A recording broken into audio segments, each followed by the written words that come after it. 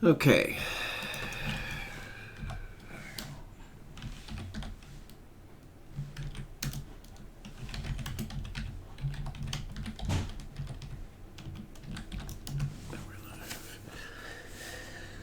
All right. So, the plan for today, I want to go over how to build that fortune cookie lab kind of from scratch. And I think through that process, a lot of these pieces, the different pieces that we've talked about over lesson 7, lesson 8, talking about Volley, how to put all those things together, will maybe start to make more sense. So that's what we're going to go through. If you have already started the Fortune Cookie Lab, I just kind of recommend starting with a blank project, so that way we can all kind of start from the same clean slate.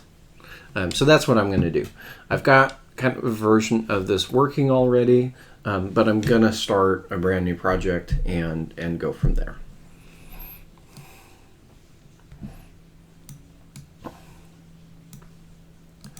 So I'm going to say File, New Project.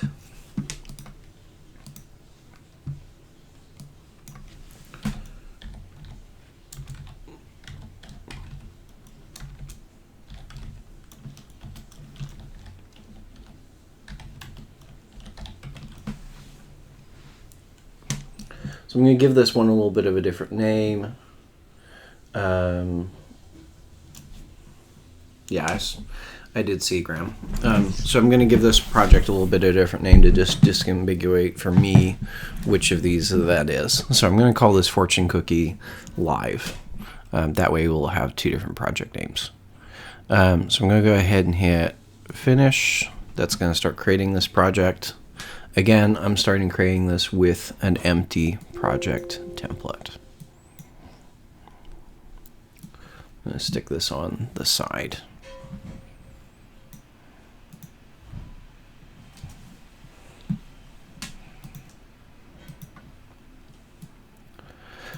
So I know that takes a little bit for everybody to get the project up and running.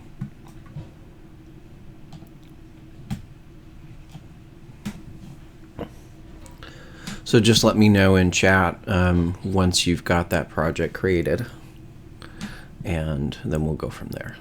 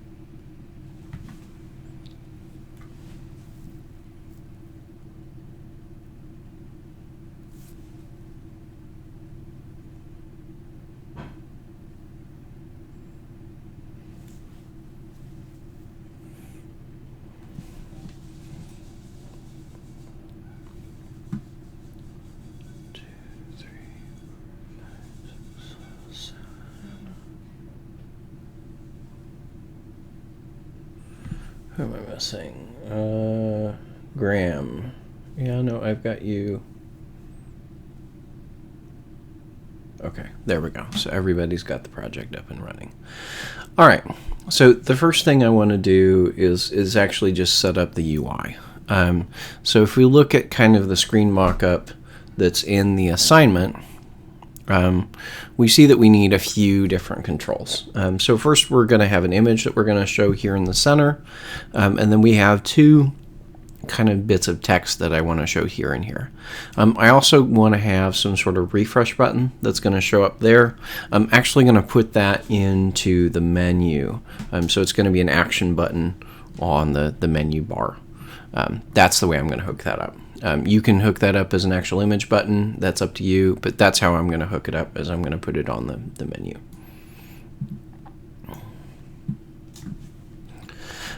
So let's start with that. So I'm going to open up the layout. We're going to get rid of the text view that's already there. And we're going to add in all the controls that we need. Yeah, an FAB would work too, Graham. That's fine. Obviously, if you're going to use an FAB, you would need to start it with the basic template, but whichever is fine. So I'm going to drag in the image view first. Now, when I drag in the image view, it's going to ask me for an image. I don't have that yet, right? So actually, let me go grab that before I do too much here. If I go to the link here, go follow that web service, you can actually get the same image that I'm going to use here. So if I remove that last bit, get fortune JSON, so I'm saying just fortune cookie. Here's that image. So this is actually the image I'm going to use. Yeah, FAB is fine, Graham. So this image, I'm going to right click that. I'm going to save image as, and then I'm going to save it into my project folder. So for me, it's going to be obviously somewhere else for you. So I'm going to go into the fortune cookie live, app, source, main, res, drawable. I'm going to save it here. Okay. So now I have that fortune cookie file saved into my project. And if I look in the drawable folder, you'll see that I have it right here. Now, Android doesn't really like dashes in your file names per se, typically. So I'm going to change that. I'm going to rename that, refactor rename. I'm going to make that fortune underscore cookie. That way we won't have any issues when we go try to actually run the project. So if you go to the same place as the web service, do I have it open here? Same place as the web service. It's iwt.rankin.edu. Actually, I can probably just link this in chat, to be honest. So let me just do that. Yeah, I'll just post that there. So if you look in YouTube chat, I just posted that link. All right, let's go back here. So I'm going to drop in the image. I'm going to go to project. We're going to pick the fortune cookie image. So that's going to be here. I'll get to my constraints in a minute. And then I'm going to drag in a text view and a second text view. Okay. We'll give everyone a minute to get that image and catch up there a little bit.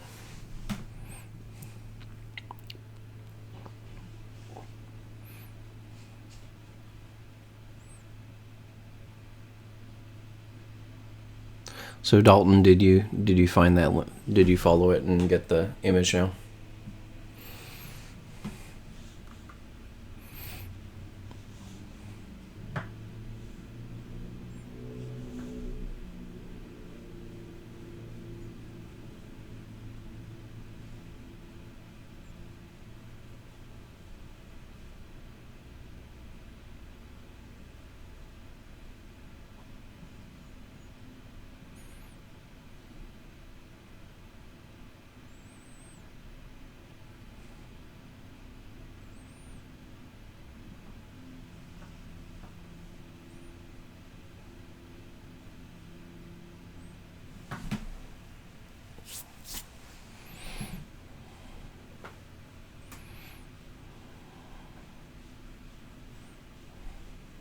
Okay, cool.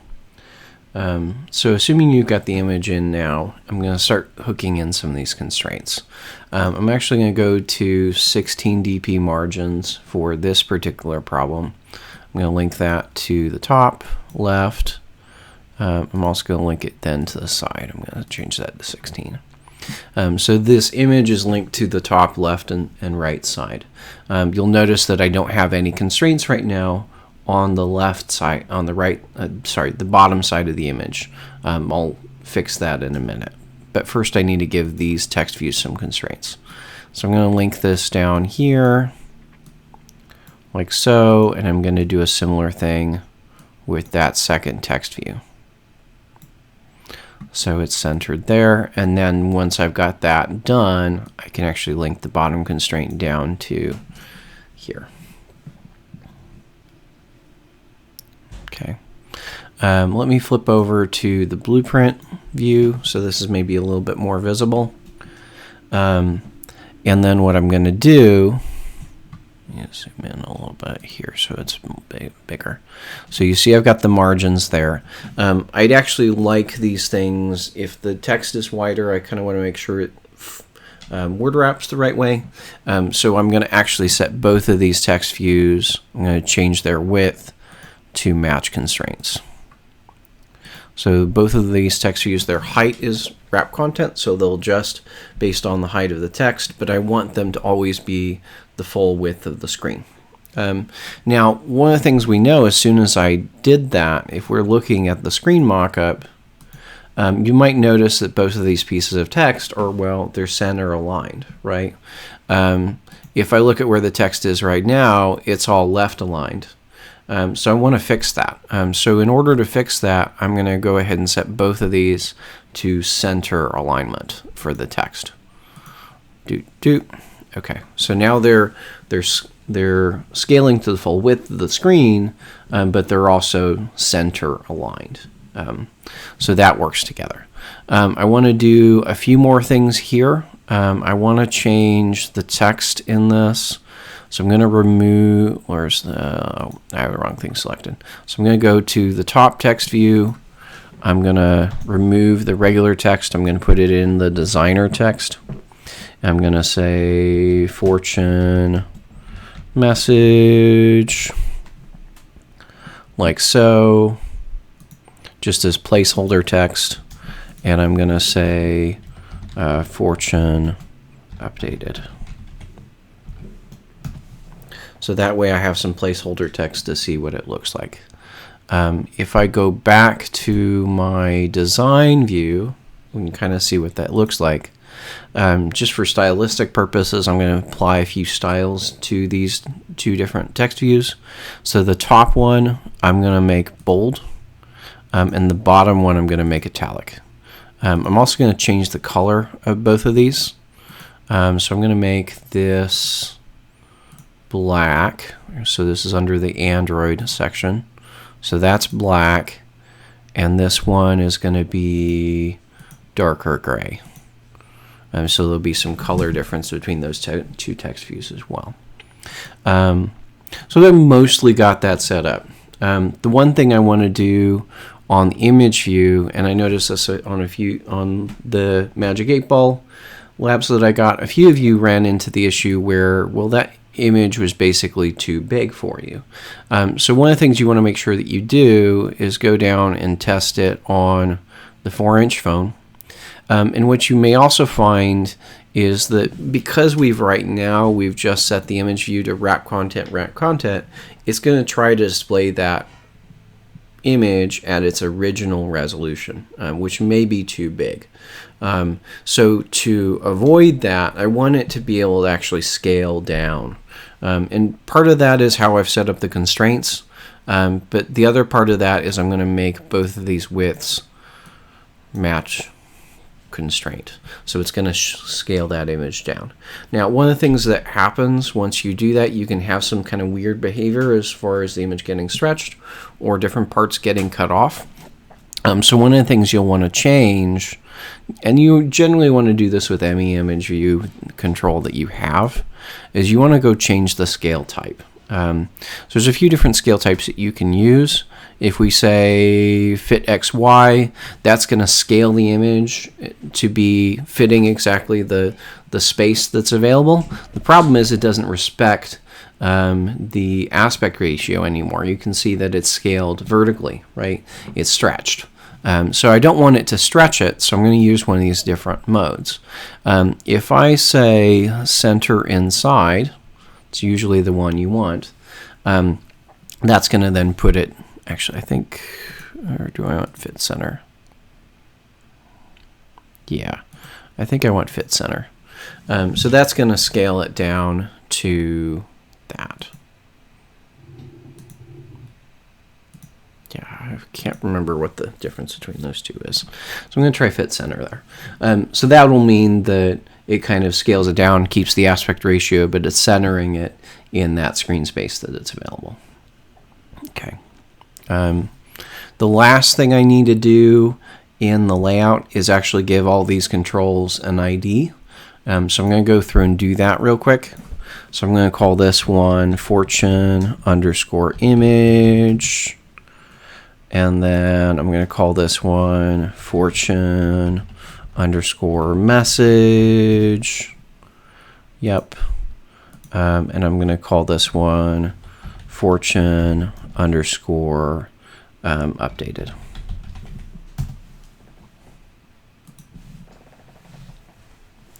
So once you have all that, flip this back over to the blueprint view. Once you have all that set up, so we're kind of at the same pace, same place, go ahead and put a message in YouTube chat and we'll go on to the actual code.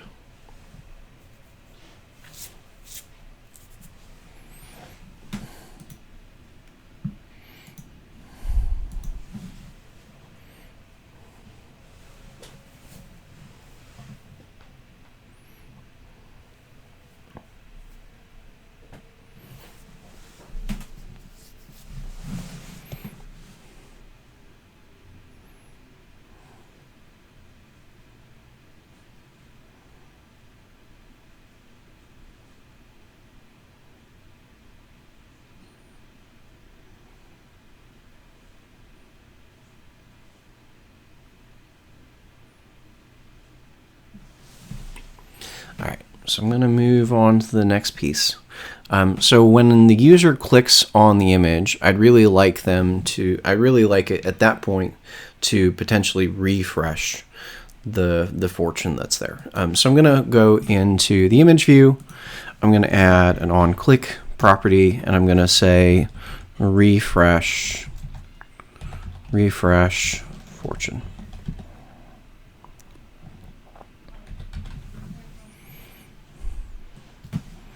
I'll enter. Let's create that method.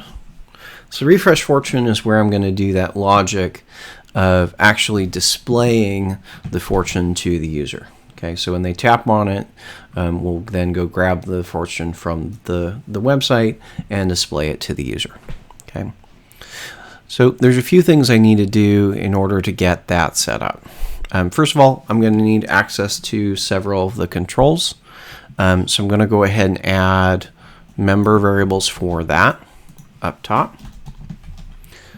So I've got mImage for the image view, mMessage for the text, and the text of the fortune, and then mUpdated for the actual how long it's been since the fortune was updated. I'm also going to go into onCreate and add 3 lines to find those controls. So I'm going to say find view by ID for the image, the message, and the updated.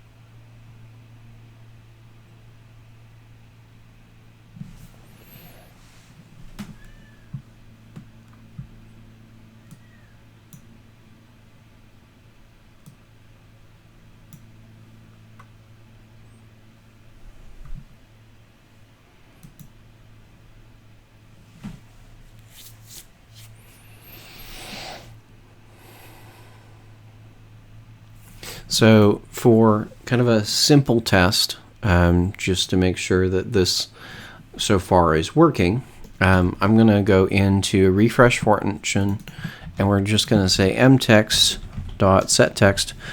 Please don't extract the strings I'm going to put here, because we're going to remove them in a moment. They're just for testing purposes. So you don't need to extract these strings. I'm going to just say, hey, here's my message, and I'm going to say, let's set updated to set text just now.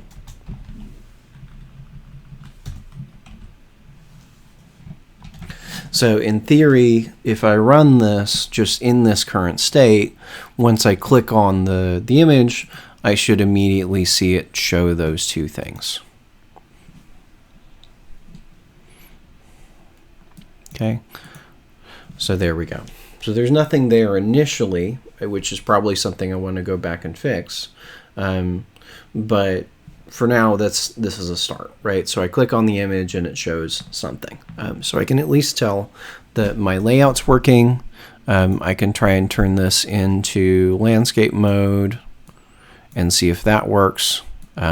Obviously it lost its state. There we go.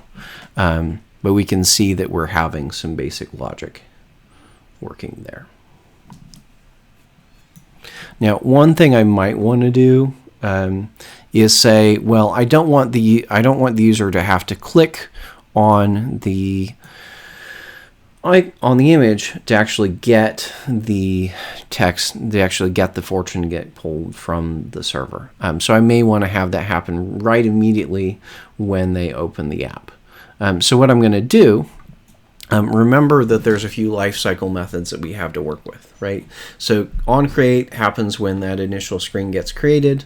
OnStart happens anytime they kind of come back to the app. OnResume. So I could put those in different places. I am going to use the OnStart method here to make an initial request to there.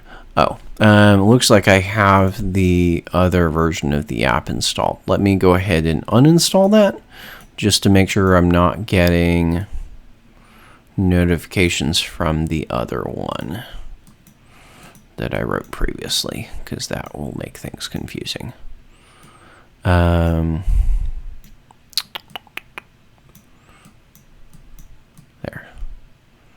we go. So what I'm going to do here, I'm going to say OnStart. And in OnStart, we're going to say refresh fortune. And I'm just going to pass in the image there. So I'm going to say when the app starts, go ahead and refresh the fortune. Don't wait for the user to actually have to click on the button to show the fortune.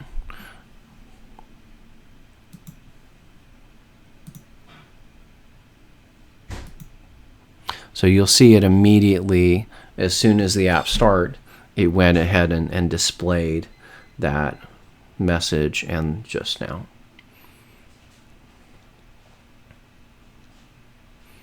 So one of the things to keep in mind, obviously as you're building these things out, and this is why I'm kind of testing it early, you want to make sure that you're testing early, testing often, as you're working through these things so that you know where the problem is.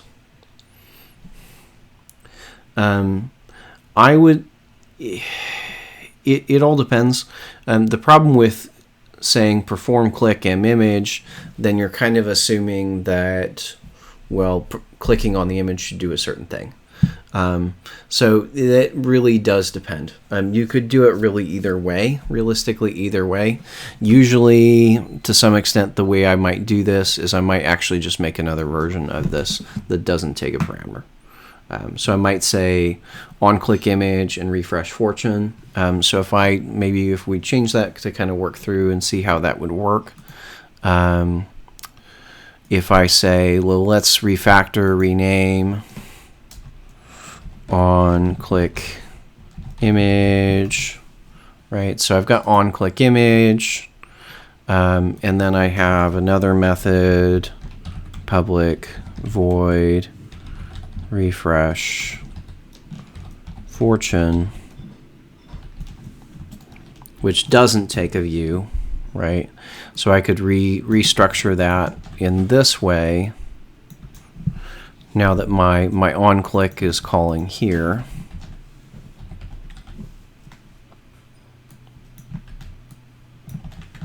So that would be that's kind of the more general user, kind of the more industry standard way of doing that, actually, rather than saying say a perform click. Is we just put the method in there in such a way that it doesn't need a parameter.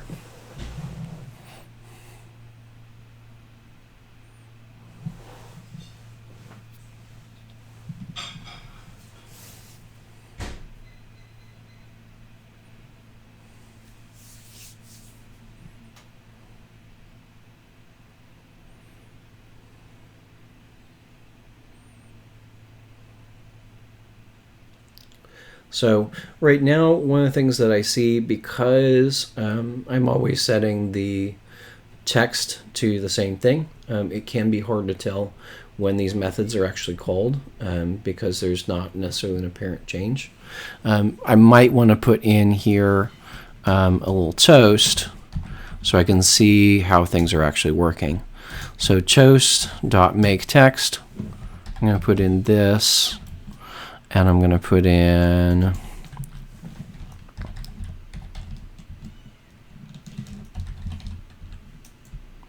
maybe I'm just going to say refreshed.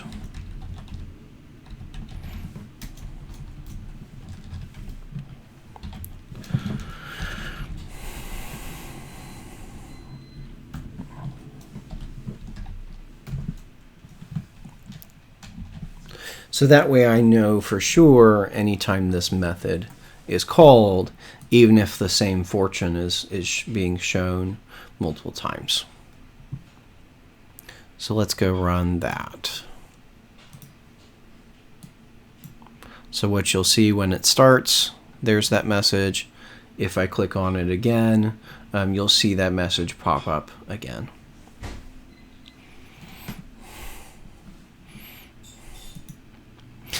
So now I think what I'm going to do next is I'm going to add in that menu. We're going to add in the refresh icon. Again, if you wanted to do that as an FAB, that's perfectly fine. But I'm going to do that as a menu. So if you would follow along if you're following along with what I'm doing right now, I would definitely put that in as a menu item. Okay. So I'm going to go into Drawable. I'm going to add a new icon.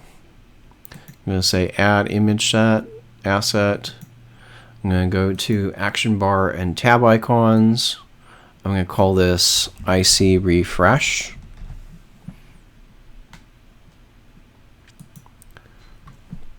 And I'm going to go look for the refresh icon there.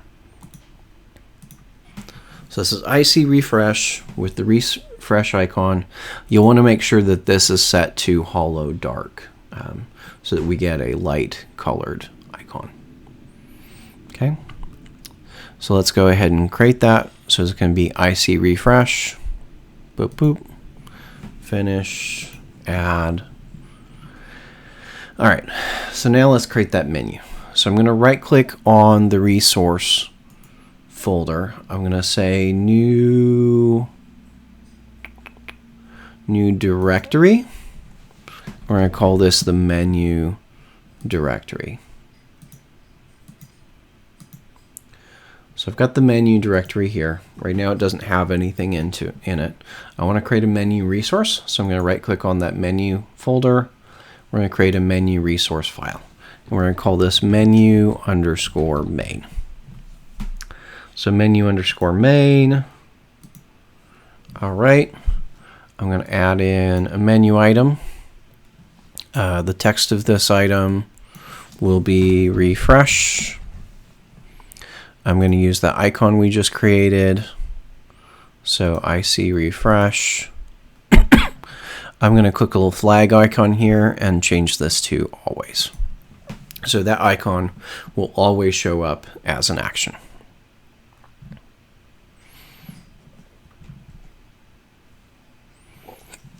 I do need to give this an ID. So I'm going to give this an ID of action_refresh. So that's my menu. Pretty simple, just one menu item. That's all there is to it. You will notice that there's a little red, a little warning symbol here. So I do need to extract that resource. So I'm going to go in here, Alt Enter, extract resource, and I call that action refresh as the name of that string.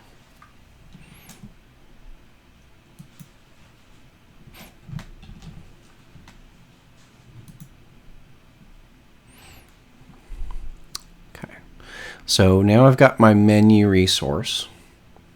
I'm going to go back to main activity and start hooking that up. Okay. So down here, or maybe I'm going to do it underneath on start. I need to implement the method to create that menu or inflate it. So on create options menu. Okay. We're going to call the superclass first, and then I need to get the menu inflator. So menu inflator is equal to get menu inflator. We're next going to inflate that menu resource that we just created. So inflator.inflate r.menu.main menu return true. So that's enough to get my menu shown. I also, remember, anytime I create a menu, I also need to pass in the menu object. Also, anytime I have a menu, I also need to respond to when the user picks an item from that menu. Okay, so on create options menu, just to refresh, is going to create the menu, put it on screen. I need to return true here to tell it to actually show it. Otherwise, if I return false, it will not actually show the menu. So we've got on create options menu. I'm going to now create on options item selected. Okay. So we're going to switch based on which items picked. So I'm going to do item dot get item ID. That's going to be my switch. And in the default case, I'm just going to run that superclass logic. So in the default case, I'm going to say return super on option item selected. In the case they pick the refresh icon, which is case r.id.action refresh, we're going to call that refresh fortune method and then return true.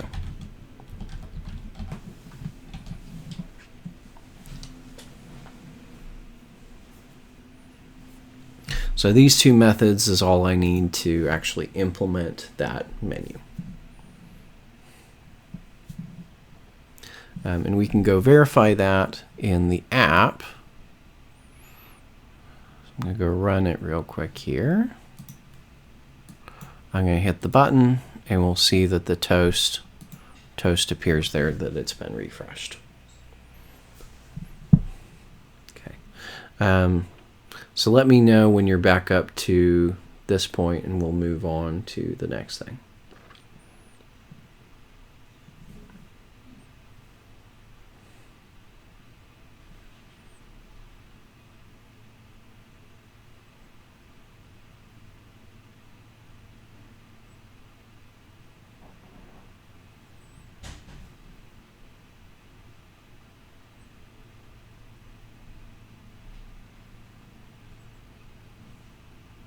Yeah, technically you could use an if statement there too. General good policy though is to use a switch statement in your on option item selected, because if you have the more items you add to your menu, the more of a performance difference it has to have that switch. But an if else there would work as well, and with there only being one item in the menu, it doesn't really matter. But if I was going to put more things in the menu, it would.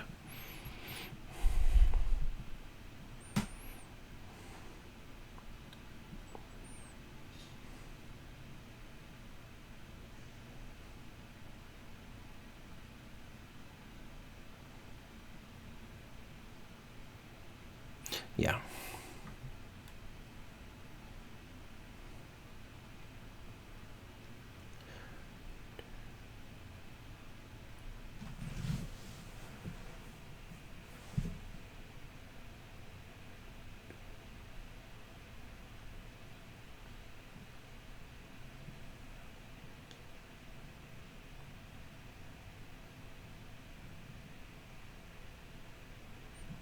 Okay. So that's the basic code for just saying, we want to listen for when the UI does something, and then we need to do something in response. So now at this point is where I'm going to start. I think I'm going to, looks like my Steam stream's a little bit buffering. Okay, so we've got the UI stuff hooked up.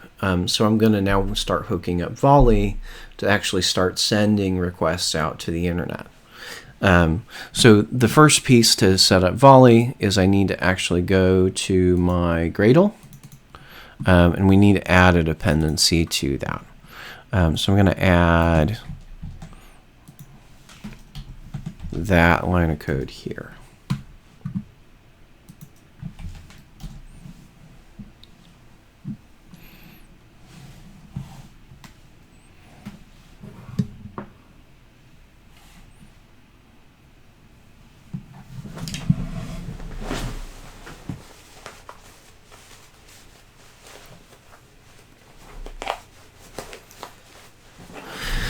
So once I've added the dependency for Volley, I'm just going to hit sync now. Make sure that's all up to date. And then we need to start hooking in the request queue. So I'm going to go back to main activity, and we're going to go all the way up to the top here, and I'm going to add in that request queue object. So I'm going to add a member variable for it, call it mRequestQueue. I'm going to then create the request queue inside of onCreate. So I've created the request queue. I'm also going to need a constant. I'm going to need that URL where the API is. So I'm going to get that from the actual lab assignment. Here's where I'm going to add that in there. If you would need that, I'm going to go ahead and paste that into stream so you have that code.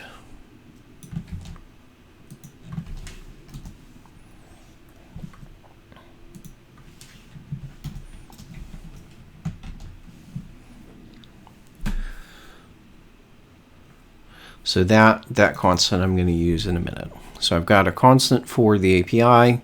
I've got the request queue object set up, so that's created in onCreate. And now I can go back down to my my refresh method and start hooking that up together. So I'm going to comment these things out. And I start putting in my logic for the Volley request. Okay, so let's start with a string request. I know this is JSON, but I want to kind of work up to there, starting with something kind of on the simple side, and then working up to the more complicated side of actually parsing the JSON. So I'm going to make a string request. Create that as a request object. I'm going to say new string request. That string request needs a few parameters. So first it needs the method. So I'm going to say tab that down, be request dot method dot get. Okay, and next I'm going to pass in that API URL. So API URL. Those are my first two arguments, and then I need to give it a handler for what to do when I need to give it a listener for what to do when we actually get a response. So I'm going to say new response listener. It's going to fill that in. It's all red right now. That's actually okay. I'm going to add another comma, and we're going to say new response error listener.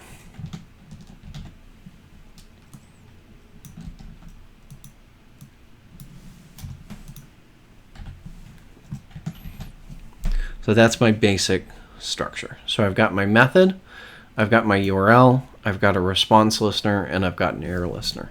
At the end of that, we need to make sure that we actually tell it to run that request. So I'm going to say mRequestQueue.add, and we're going to add that request object.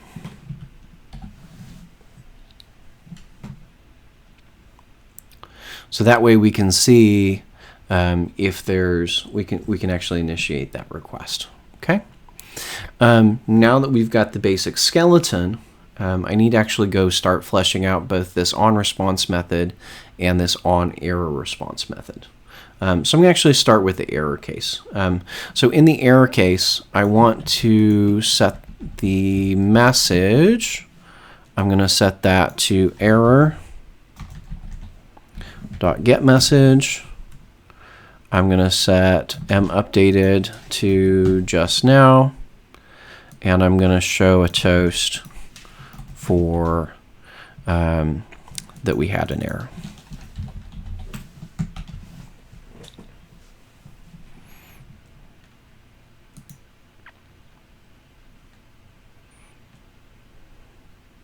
Now this here, you can see is kind of, it's giving us an error because this now refers to this response error listener object.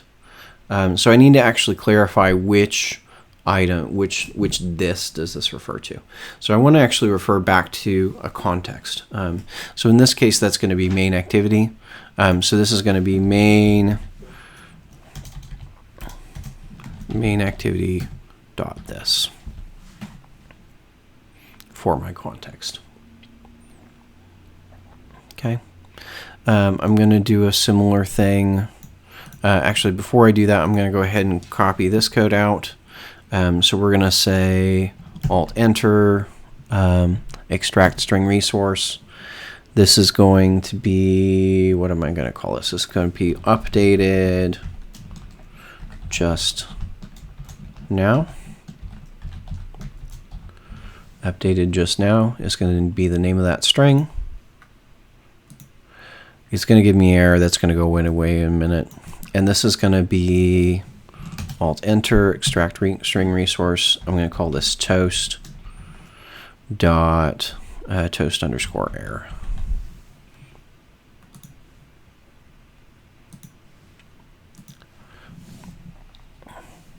And if you do a quick change and change it back, that'll make the red underline go away. So I've extracted both of those two strings into the strings XML. I'm going to go copy this code over to the onResponse because it's basically going to be the same thing, but I'm going to have different messages. So I'm going to say refreshed here.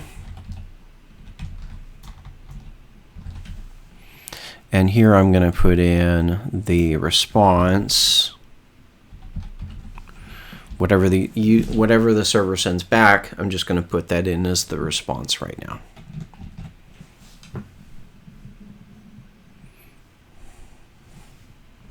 And I do need to extract that resource. So I'm going to say Alt-Enter, and this is going to be toast refreshed.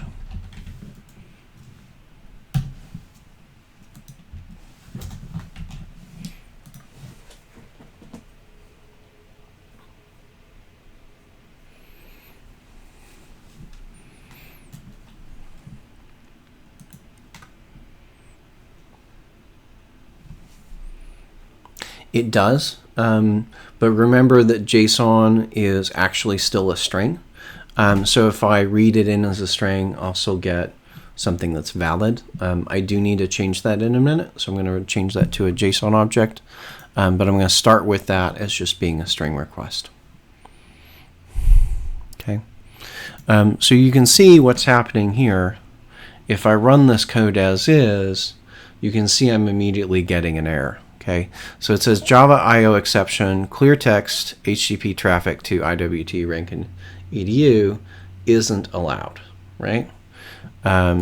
So I've posted that article about how to kind of fix that because we're sending this to HTTP, not HTTPS. So if you'll remember right, we'll need to go make a change in our manifest to allow that HTTP call. Okay. So I'm going to go over to my manifest. In the application tag, okay, be real clear, this needs to be in the application tag. I'm going to add in there uses clear text HTTP traffic. I'm going to set that to true. If I run that again with that change made, you'll see now that it complains about something else, right? So because we haven't told it what permissions we need, right? So it's complaining about the internet permission being missing. We don't have permission to get out to the internet. So I need to add in that permission, and while I'm at it, I'm going to add two other permissions that we're going to need in a minute. So I'm going to add in here permission internet, access network state, and receive boot completed. We need all three of those different methods, different permissions to make this work. So updated is going to show us the time between, in the end, the goal is to get that updated field to show how long has it been since now to when that last updated date is.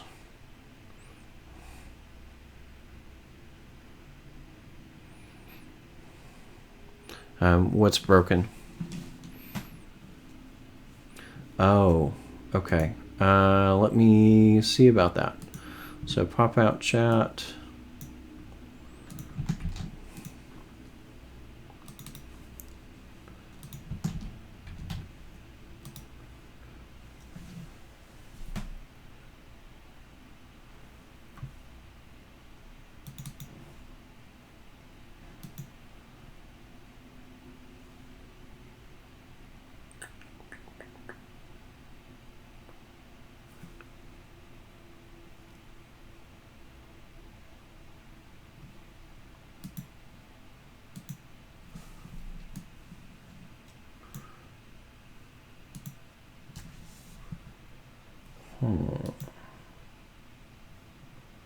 So people are still seeing stuff, but it's not copying the chat onto stream.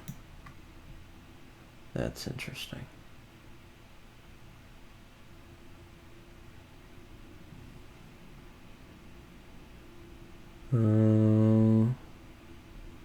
Yeah, I mean, I put the URL in there.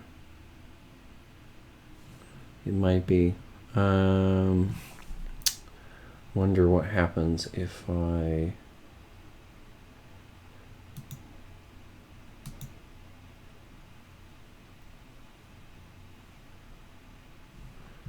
restart it there.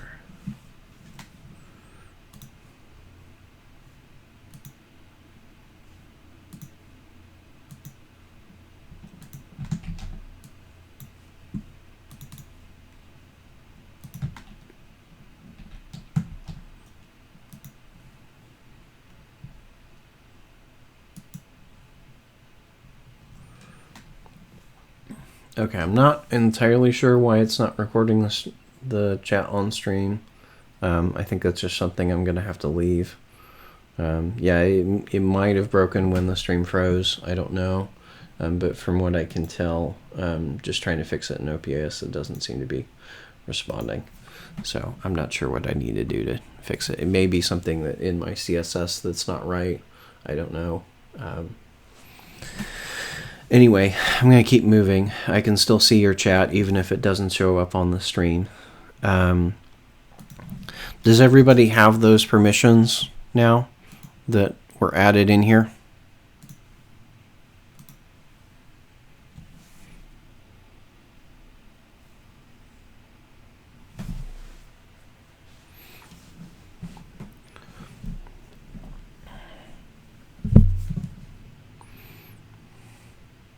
So if you're not caught up at this point, please let me know so we can kind of figure out where you're missing.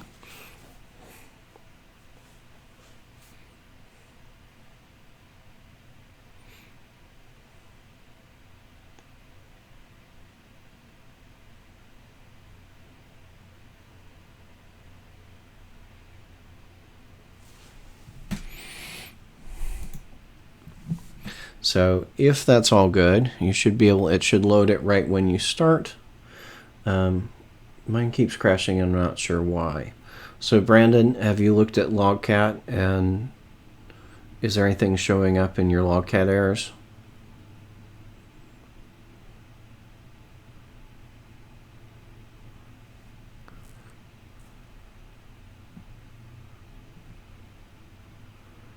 Volley request. Oh, so that means that you're missing this line, Brandon.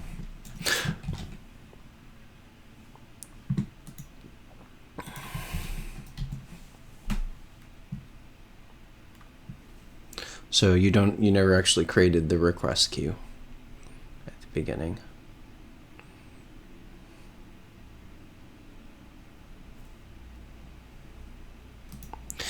So in theory, you should be able to hit the refresh button up here. That should cause it to pop up that refresh toast. You should be able to click on the image. That should initiate it as well. If I leave the app and come back, you should also see it seeing the refresh toast as well. And that's because of the onStart call. So that way, there's a few different ways for the user to initiate the refresh and make sure it's updated.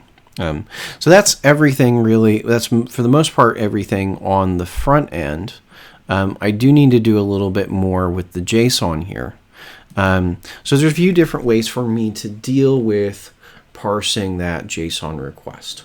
Okay, I can do that, as I mentioned, kind of in the Discord chat. You can use JSON here at this point. You can use the json.org libraries, or you can use Jackson.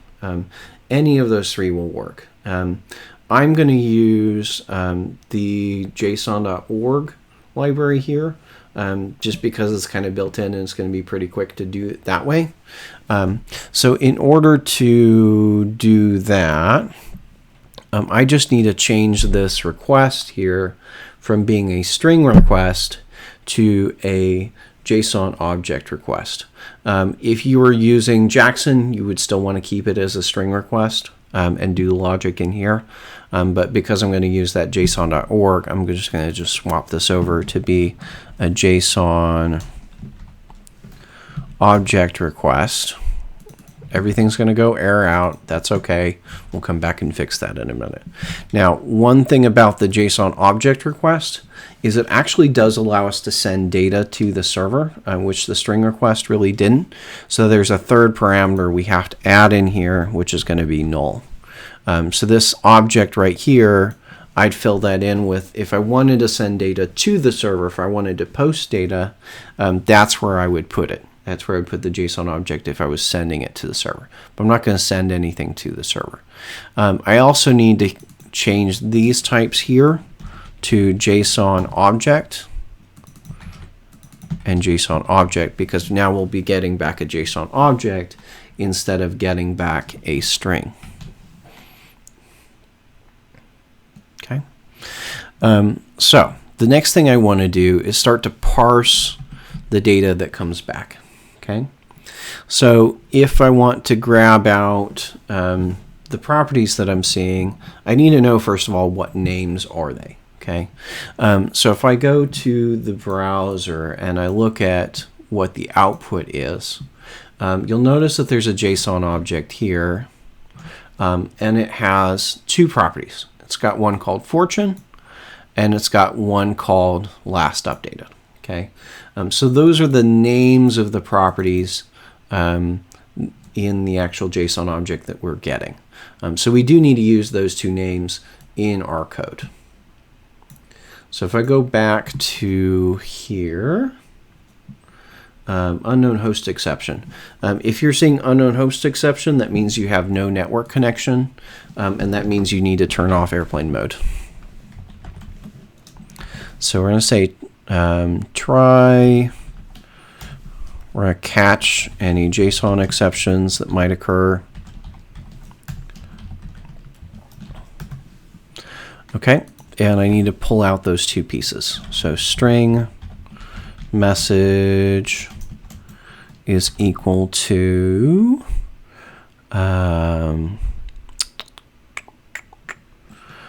response dot get string. And we're going to ask for fortune and string updated or last updated is going to be response dot get string last updated. So that's going to allow us to try and extract those two pieces. Okay. Now, in the case that this is all good, I'm just going to move those 3 lines here. We're going to say, well, let's show the message. Let's show last updated. And then we're going to show that toast that says refreshed. So assuming everything's good, assuming we get back a valid JSON response, that's what I'm going to show. If there is any problem in parsing the JSON response, then I want to show the user an error instead. So the way I'm going to do that, I'm going to go into this exception case, and actually it's basically going to be the same thing as what we have with the Volley error. So I'm actually going to copy those 3 lines in here, and this is just basically going to be the text of the message is going to show there. I'm going to say updated just now, and we're going to toast and show an error.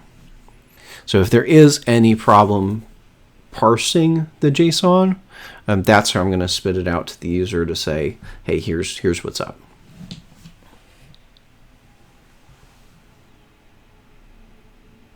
Yeah, JSON formatter, that can be very useful. I use their website quite a bit. I'm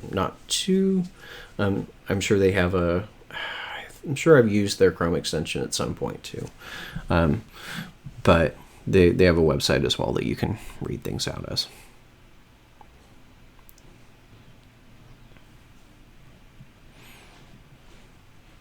Okay, so let's run this. And you can see now we've got the message shown here, and we've got the timestamp being popped into that second field.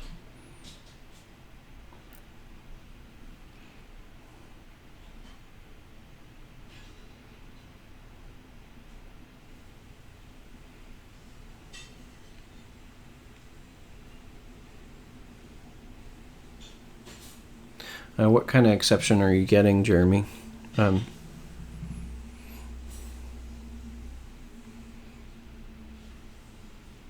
JSON end of input character 0. Interesting.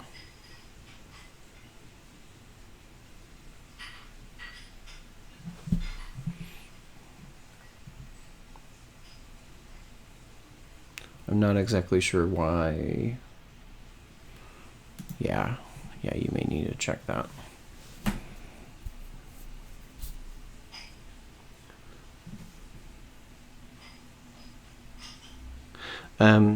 This is probably a good point to take a break. We're at 1:40. So I give a chance for people to stretch their legs and, oh, that's interesting. As far as it work, I don't know why it would be working on their device, but not your emulator.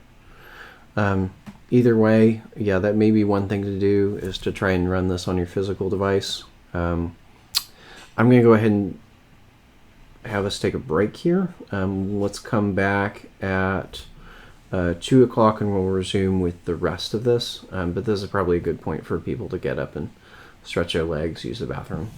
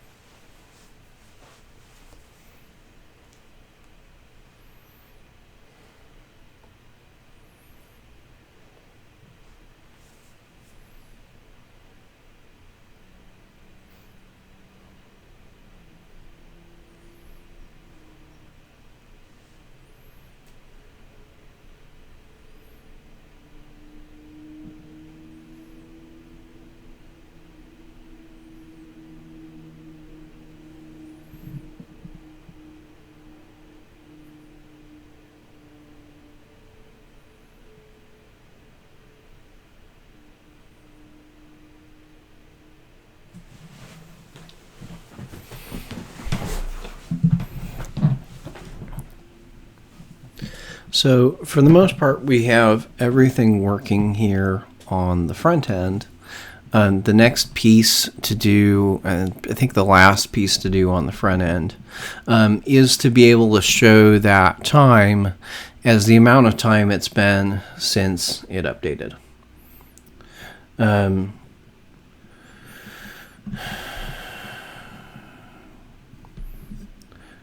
Calendar class for parsing the date, is this normal? There's a few different ways to parse it. So I'm going to probably go through simple date format because that's the one I'm most familiar with. So I'm going to stick this off to the side, emulator off to the side. I'm going to look at what the format is that's coming back.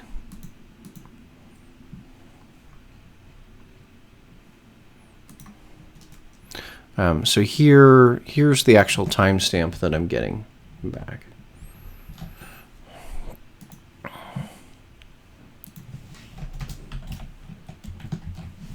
So if we look at that, we'll see a few things that are going on.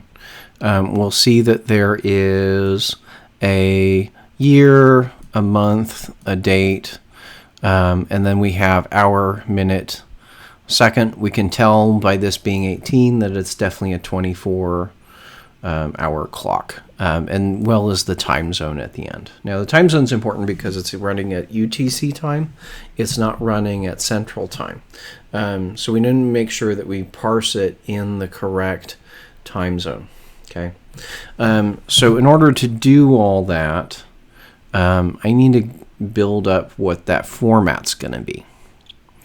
So if we're looking at the documentation, this would be a good place to go look up the documentation. So I say Android SDK,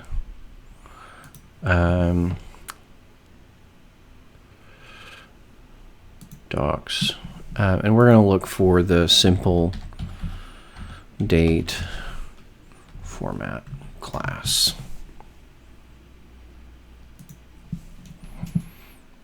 Okay, so here we've got a few of these format specifiers. Okay, so if we look at that next to what we have,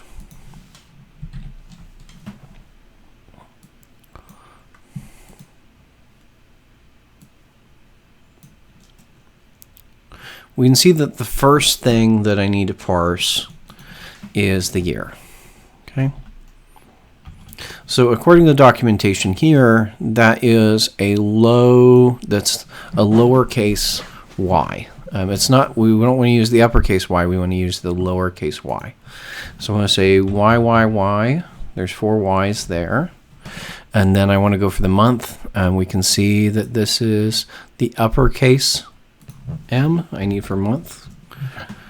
And then day and month is a lowercase d. You'll see that uppercase D is something else. It's day and year. So that's going to give us a different number. So I need lowercase d there. And then I need the hour. Now, remember, I need this as a 24-hour clock. So if I use an uppercase H, that will be 24-hour. If I use a lowercase h, that'll be 12-hour. So here I need to use HH colon. And then we need the minute. So the minute in the hour is a lowercase m. And then the second in the minute is a lowercase s. And then finally, I need the time zone. So you'll see there's a few different sort of time zones here. We've got Z, we've got an uppercase Z, we've got an uppercase X. The one we want to use is going to be this lowercase z. So I'm going to put that in as there. So that's going to be my format string that I need to parse it out. So that's kind of how you're going to look that up. And again, I'll kind of link this documentation here so you can refer back to it. But that's where you're going to figure out what your format string needs to be, looking at what you're getting back, and then from there extrapolating into your format string. Okay, so let's create the simple date format object. So I'm going to say simple date format is equal to new simple date format. and then I'm going to give it that string that we just built. So that's our pattern.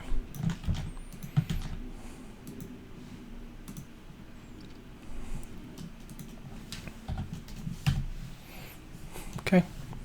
I also need to tell it, oh no, that's it. So I need to tell it that format, and then we're going to start actually parsing it. So date,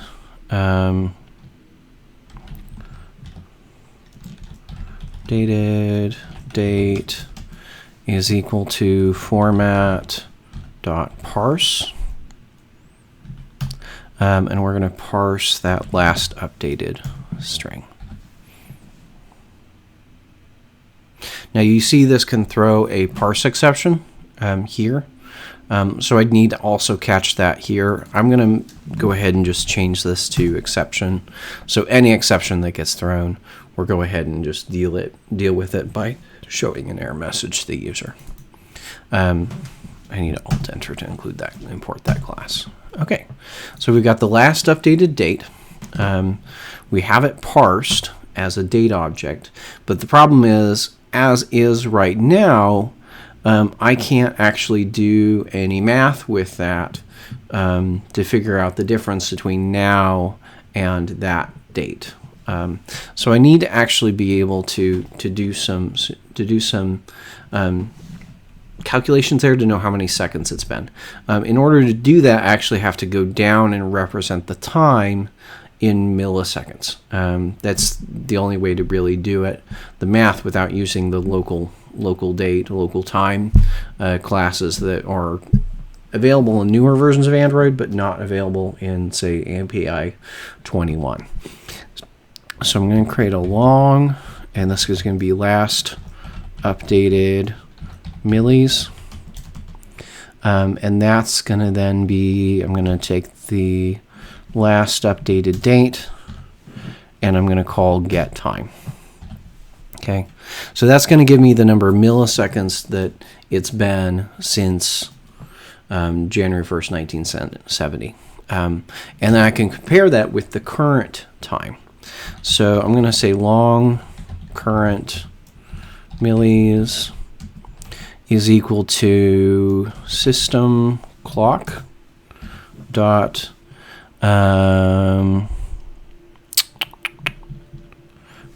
get current time. No. Oh, I need to do just system. System dot current time milliseconds. Okay.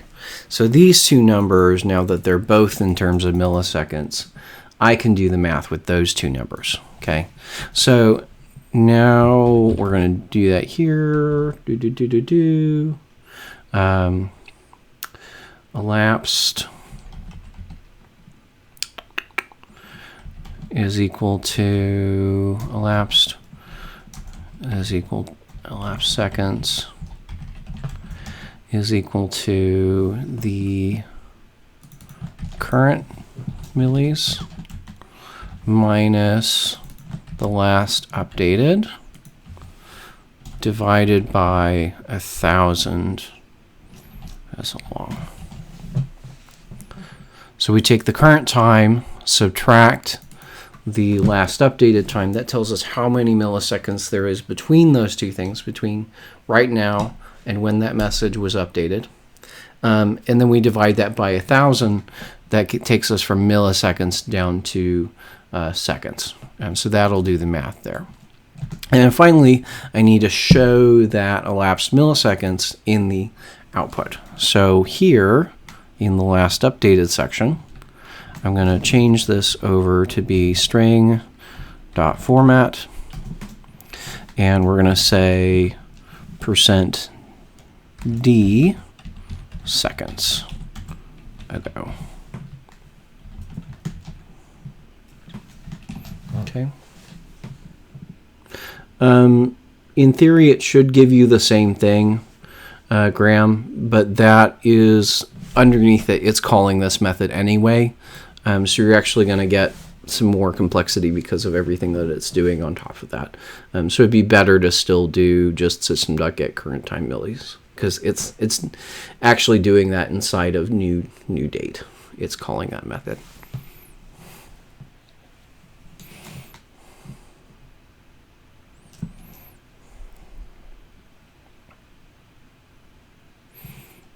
Okay, so let's run that. Let me just make sure that we're getting the correct output. And there we go.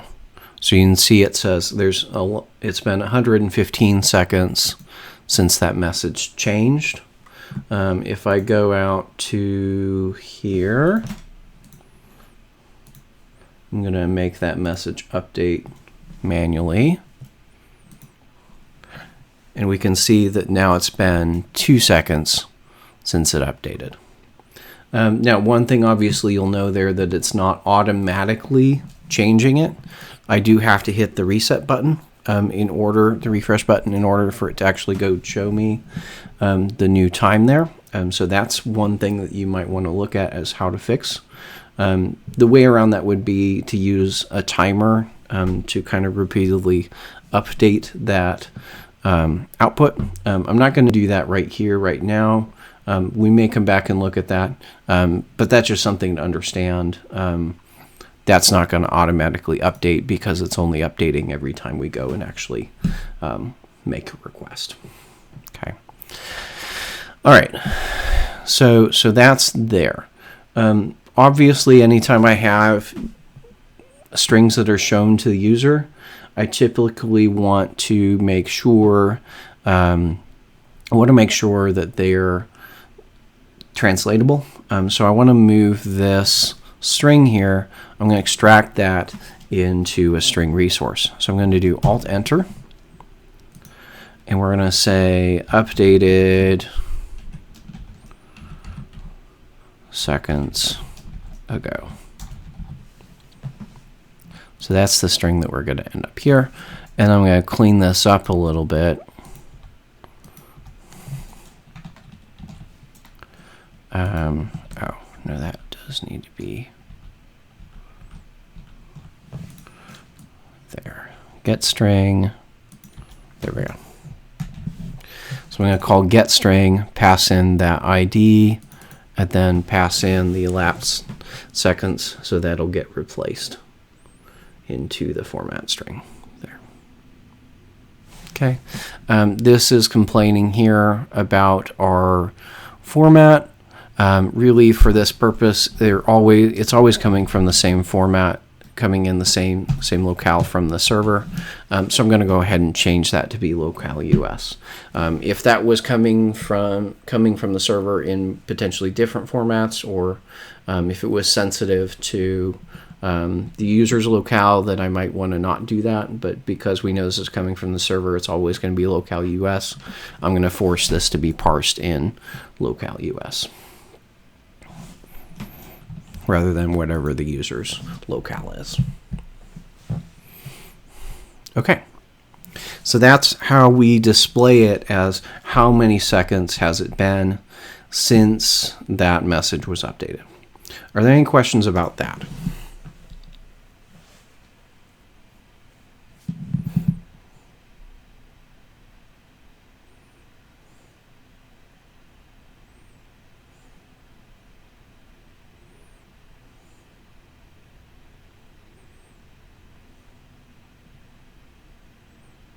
Okay. All right. So now let's start getting the actual notifications up and running. So I'm going to go back to here. And I'm going to start with I'm going to start by creating a application object. So this is not something that we've done in lecture before, but it's a really, really valuable skill at the point we're at and for things kind of going forward. So the application object is something that lives and kind of governs the entire context of our application. It gets instantiated, created when the app starts, regardless of how the app starts. And it happens before even your activities come on screen. So it's a really good place to put logic that we want to say, okay, well, this is only going to happen once when the app starts, and then the rest of the app can use those objects, those things. Anytime you would want to maybe create a singleton, in Android, it's actually better to use the application object instead of creating a singleton, since there's only ever one application object, and there's so many issues with singletons in and of themselves. So it's usually a good way to get around that singleton pattern instead of actually using the singleton pattern. So I'm going to create a new class here in my project, and we are going to call it Fortune App.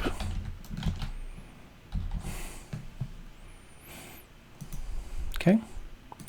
This class is a subclass of the application class. So I'm going to say it extends application. And then what I need to implement here is the onCreate method. Okay. So this onCreate method is called when the application starts. Okay. And we're going to use this to do two things. We're going to use this to create our notification channels immediately when the app starts. And we're also going to use this to schedule our jobs so that we make sure that those are always running. Now, if I just leave this as is, this will actually never get called. I can test that by putting in here, I'm going to say toast, make text, started, and I need to put in this. Started toast dot long dot show. Let's make this actually say app started. Okay. Yeah, it does need to be added to the manifest. I'll do that in a minute. I just want to show you what happens should you forget to do that step. So you notice that toast hasn't appeared, right? So if I just create the class here, it's not going to show up. Okay, all this code in our onCreate is basically null and void. So I need to make sure if I'm creating an application object, I need to then declare that in our manifest. So if I go back to the manifest, I'm going to say android.name is .fortuneApp. That's the class that we just created. Okay.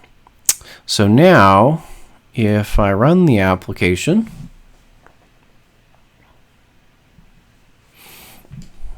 probably rather than using a log, I would need to use, rather using a toast, I would need to use logcat here. So let me do that. So private static final string log tag equals fortuneapp dot class dot get simple name, and here I'm going to log dot I log.I, I'll log the log tag.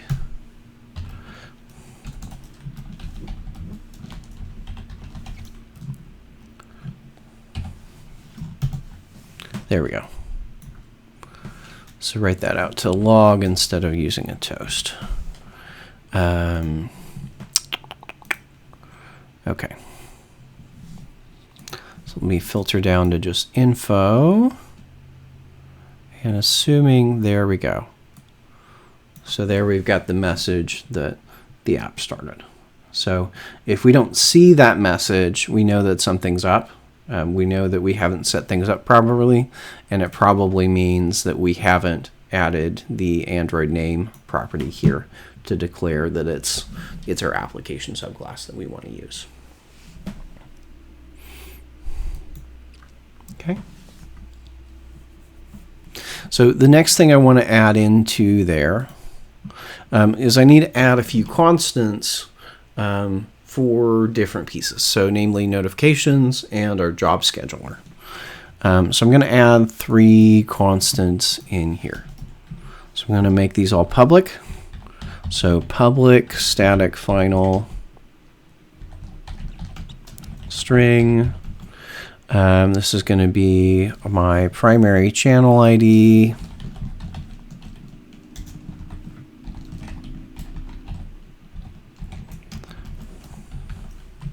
Is primary channel ID.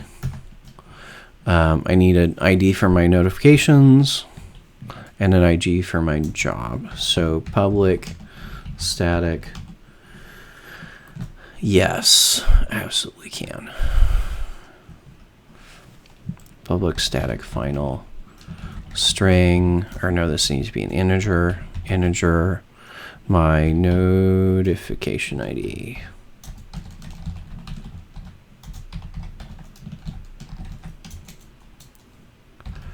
Is 0, and I need another one for my job ID.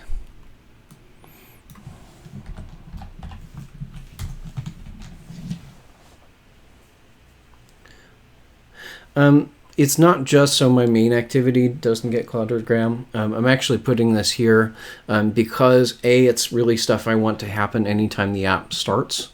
And it's also something that I don't want to, these things I don't want to clutter up any of the activities or even the job services that I have, because more than one service might reference these things as well as more than one activity. Or in this case, I may potentially want to refer to these things in both the activity as well as the job service. So rather than having these same constants everywhere, I'm going to put them here so I only have them in one place.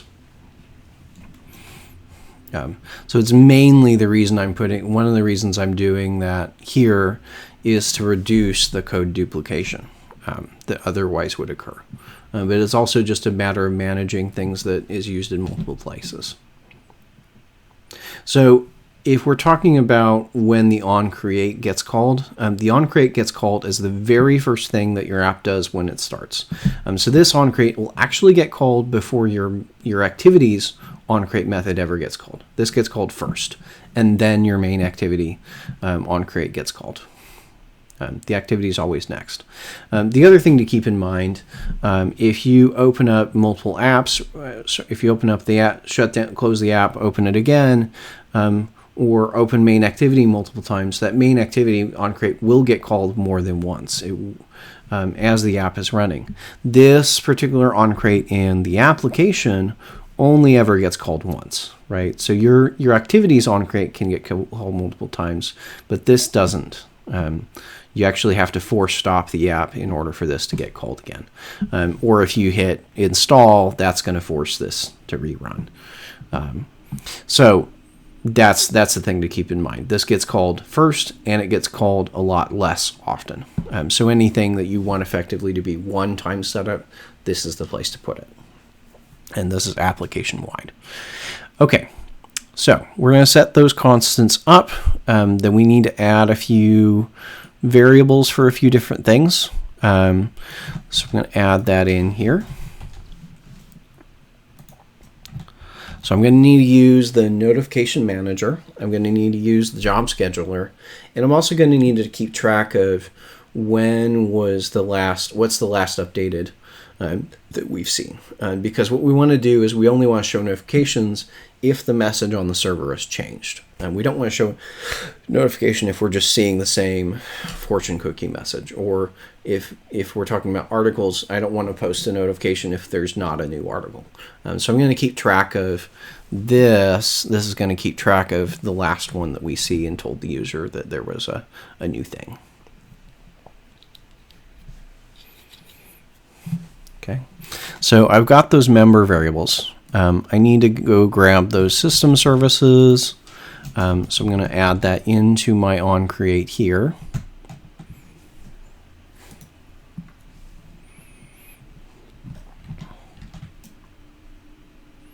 So I've got both of the system services, the Notify Manager and the Job Scheduler. I need to grab those ahead of time because I'm going to keep using those as I go through here. I'm going to use those in potentially a few different places. So I just go ahead and grab them once, and then I can reuse them as I need them.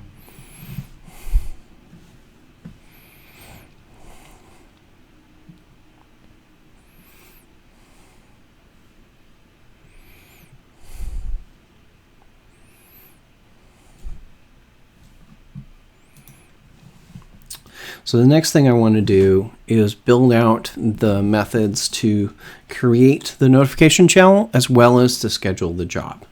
Okay, so I'm going to go down here and I'm going to say public void create notification channel.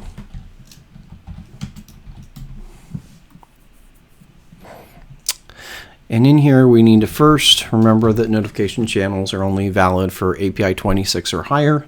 So I need to check the current version of the operating system. So I'm going to say build.version.SDKint and check that that is greater than or equal to 26. Okay.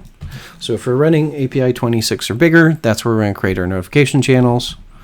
So notification channel is equal to new notification channel object. I need to pass in the channel ID, primary channel ID.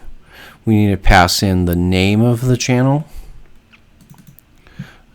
So my name here is going to be New Fortune. And I need my importance. So notification manager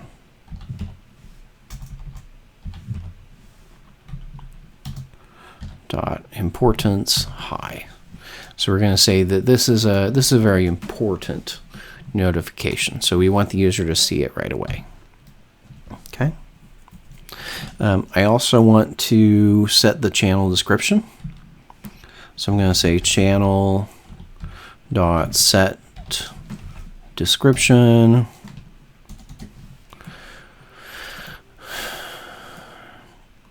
I'm going to say notification of new fortune cookie message is the name of my description. And then once I've created that channel, once I've got it fully set up to the point where I want it to be, I'm going to then actually tell the notification manager to create it. So notify manager dot create notification channel, and we're going to give it the channel object. Okay.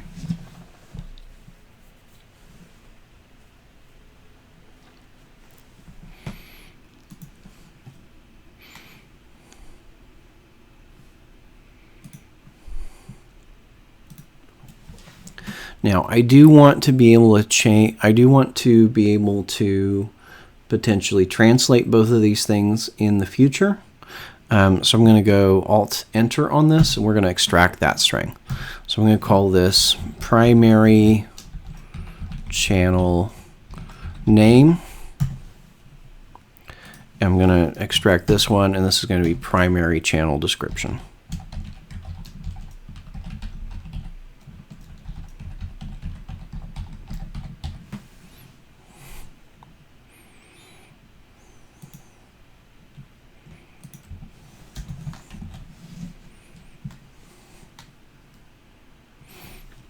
Okay, so we've created this method to create the notification channel, but I haven't called it yet. So I do need to move that line. I do need to call it from here.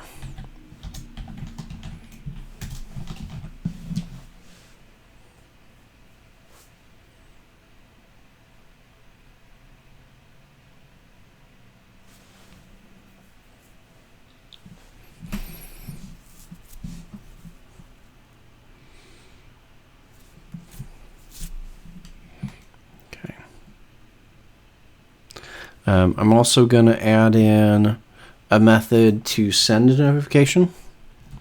So I'm going to go public void send notification.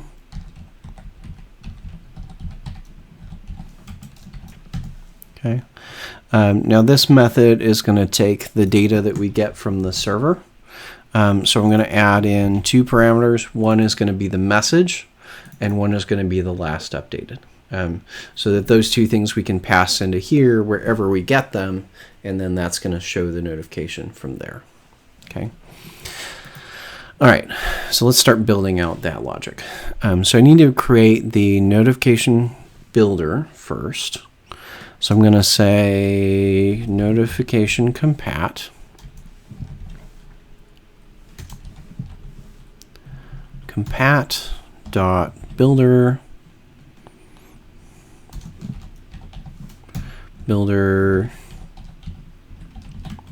is equal to a new notification compat builder object. We need to give it the context.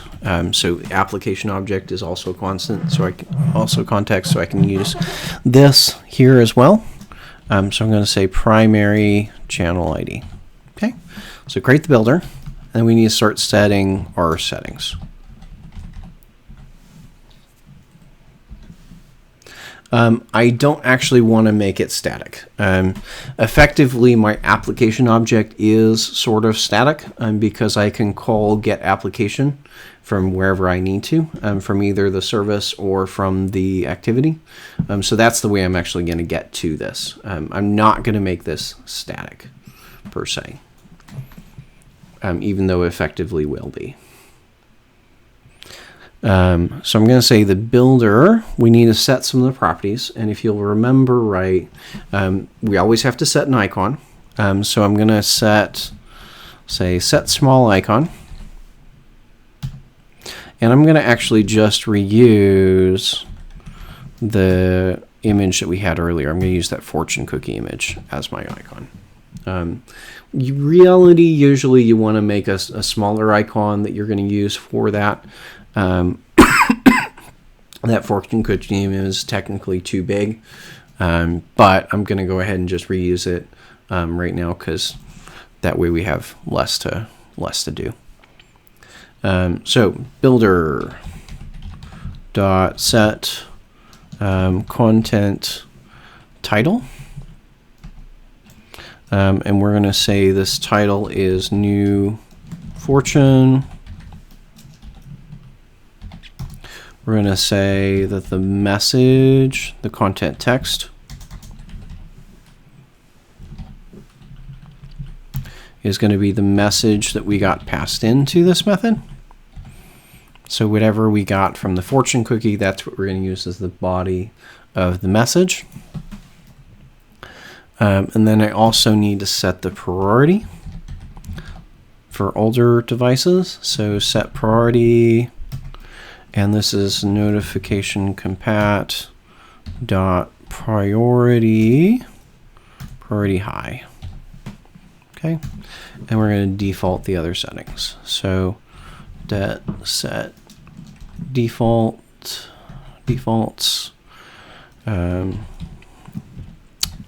notification compat dot default all. Okay.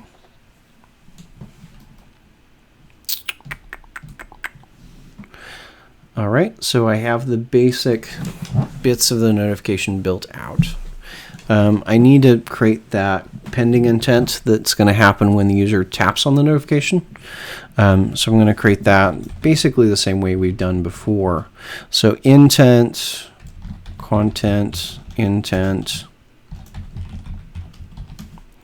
is equal to a new intent.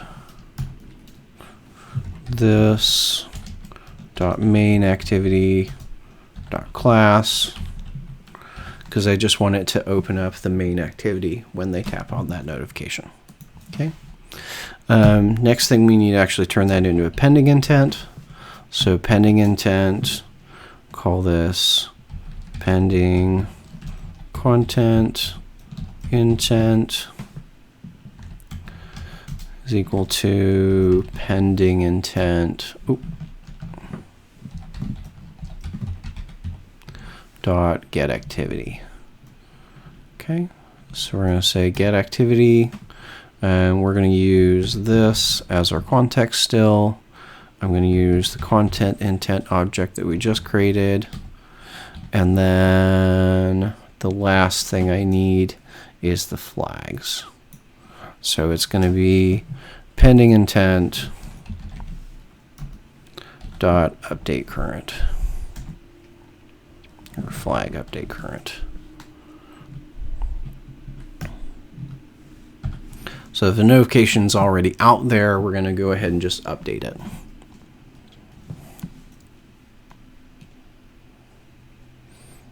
Okay. Cannot resolve method. Oh, I missed the notification ID.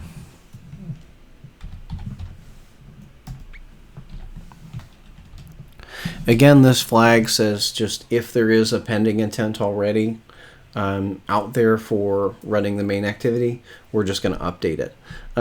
In this case, it doesn't really make much difference, but if we were adding, for instance, say extras to that pending intent, that would mean that we changed the extras that are attached to it.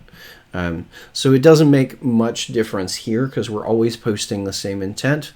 But if we were to say have some extras in there that change based on the notification, so maybe we have some extras that would change like the ID of the user or the post that's new that they want to open when they tap that notification, then that's where that would come in.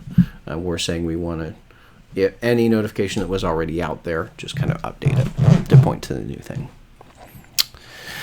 So now that we've got all that, I'm going to come back to my builder. I'm going to say set content intent.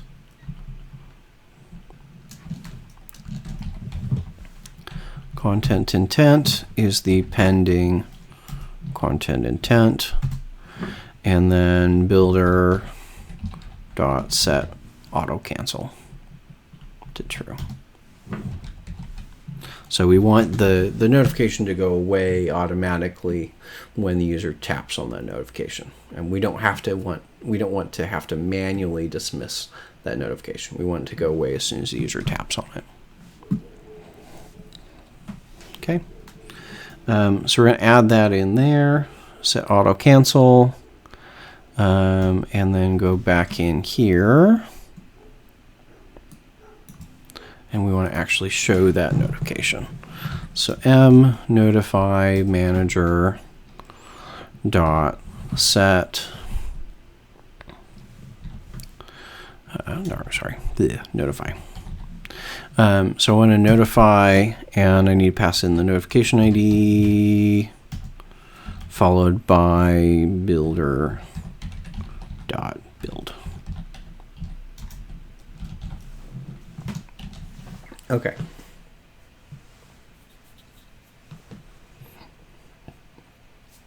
So we have a method here that can send a notification, right? We haven't called it anywhere yet. So even if I run the app, under no circumstances is it still gonna send a notification. But at least we have the logic there to start to do that. Okay. So I'm going to give everybody a minute to get caught up. Go ahead and post in YouTube chat when you've got all of that, all the send notification method. And if you have any questions about this, go ahead and post them as well.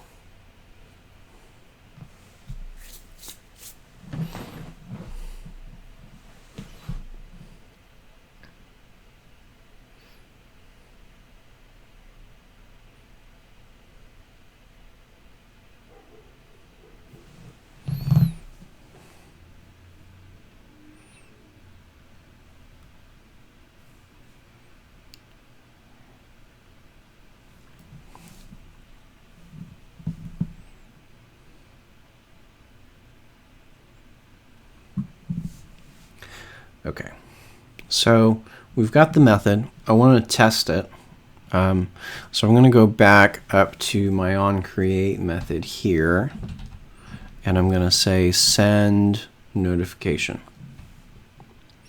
So that send notification, I'm going to just say test, and I'm going to use now as the text of that. Okay. So this will give me a good quick way to make sure that it's working. Assuming that all goes well, when I start the application, we'll then see that notification appear. Okay. So I'm going to pull this up here. I'm going to hit run.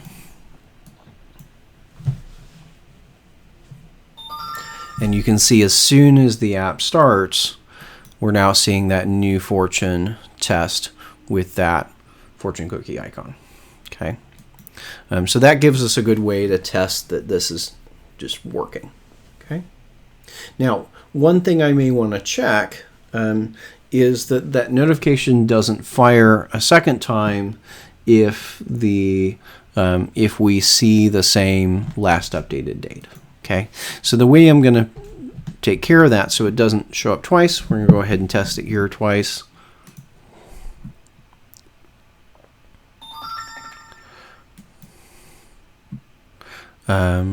Although I didn't get anything there. Oh, let me do this. So test and test 2.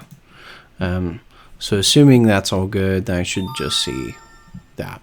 Okay, so you see it's showing, it's running that second notification, right? So what I want to have it do basically is say, if the last updated is the same as we've seen previously, then don't show a new notification. Okay. So we're going to go back down to the send notification method. And I'm going to, at the beginning of that method, I'm going to say if either m last updated is null, meaning that we've never run this, right? Because initially it's null. Sorry, if it's not null, and m last updated is equal to last updated, then we're going to go ahead and just return. We won't send the notification out if the last updated hasn't changed. Okay. Now, if I just leave that as is, we're still going to see the notification for both because I haven't actually saved the new last updated. So I'm actually going to move that down. I'm going to come down here to the bottom of the method. We're going to say m last updated is equal to last updated. So this means if I see the same notification twice, or the same message twice, I'm not going to update it unless the last updated time has changed. Okay, so let's run that here.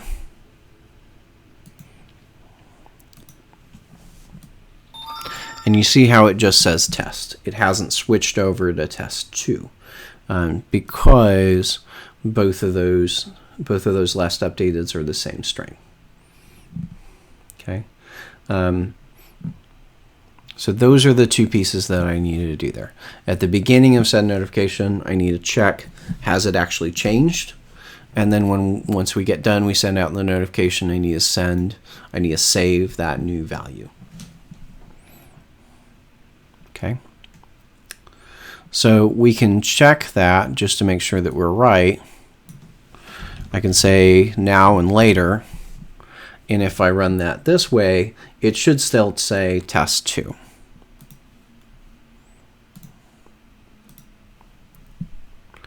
So it's gone and switched it over to test 2 because it has changed, because the last updated has changed.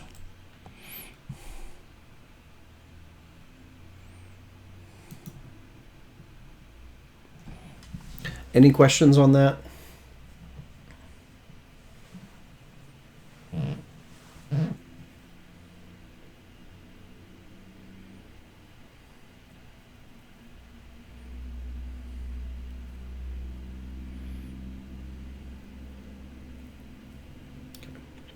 That's a typical part of the formula because we usually need to know say only show notifications if there's new stuff for the user to look at. And by keeping that last updated in the application object, we don't run into a lot of the issues that we would run into, say, if we were to keep that in an activity or if we were to keep it in a job service.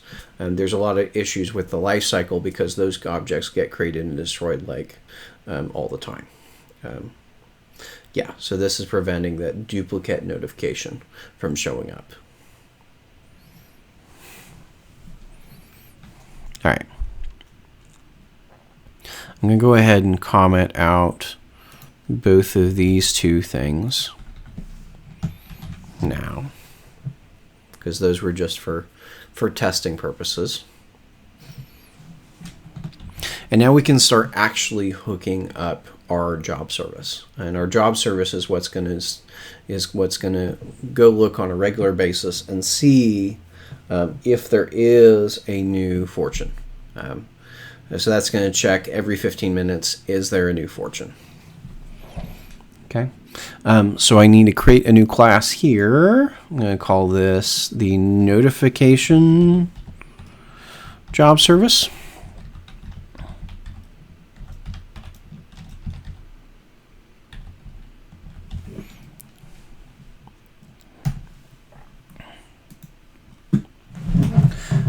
This is going to extend the job service. I'm going to hit Alt-Enter to implement those two methods, the onStartJob and the onStopJob.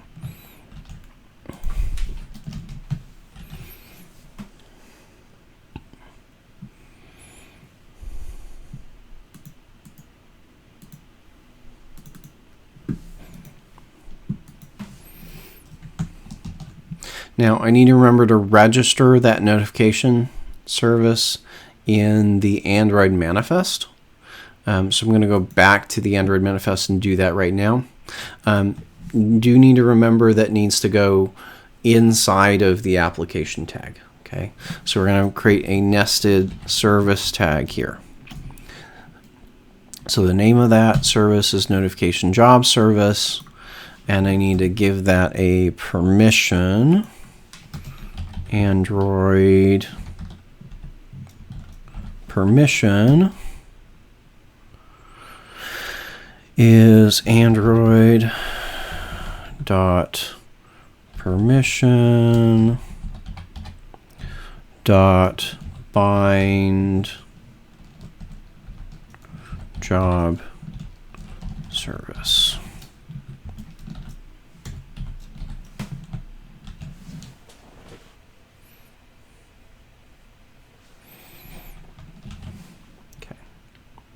So that's what we need to do to register that job service, to declare it in our manifest.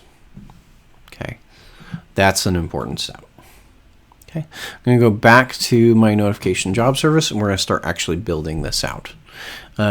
So let's say we have maybe a very simple version of this first. Okay, so let's say I am going to just run it on the main thread, and we're just going to say send notification.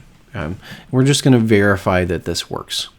Now, remember I put the send notification logic into my application, so I'm going to need that application object in order to invoke send notification.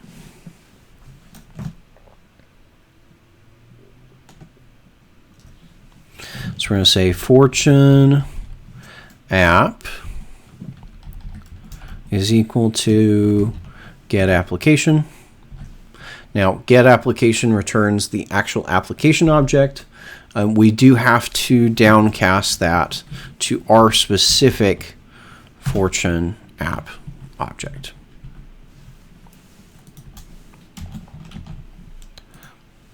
Okay.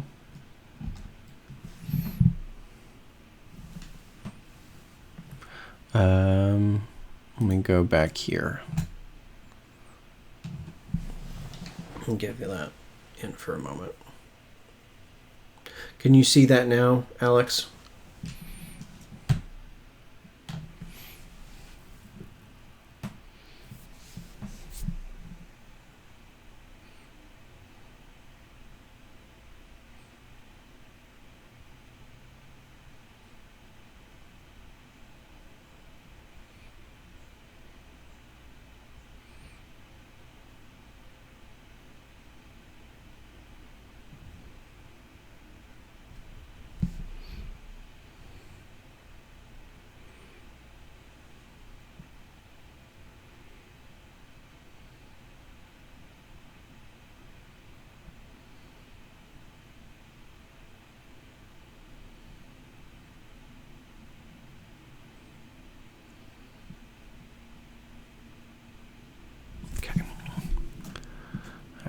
So I'm going to go back to my job service. Okay, so you get the application object. I'm going to say app dot send notification. I'm going to say job started. And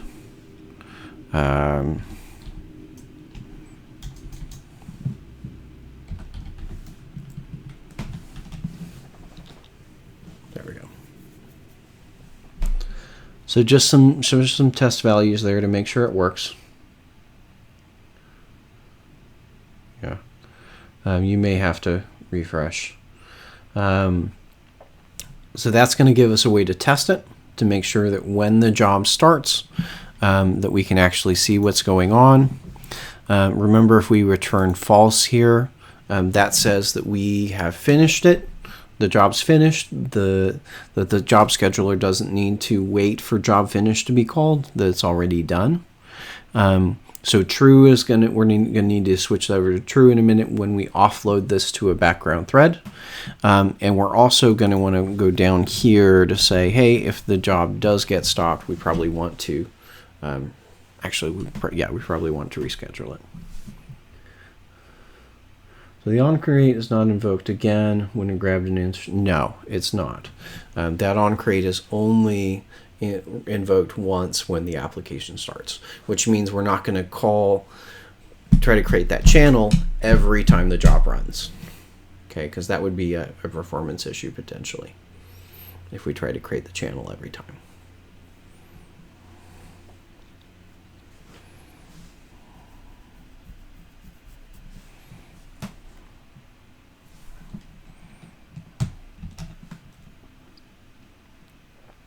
Okay, so that will give us an indication if the job runs, but I need to actually go back to my application object and schedule the job, because right now it's not even scheduled.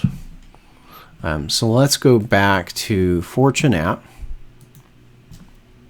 and underneath all of this, I'm just going to do it underneath all this. So public void schedule job,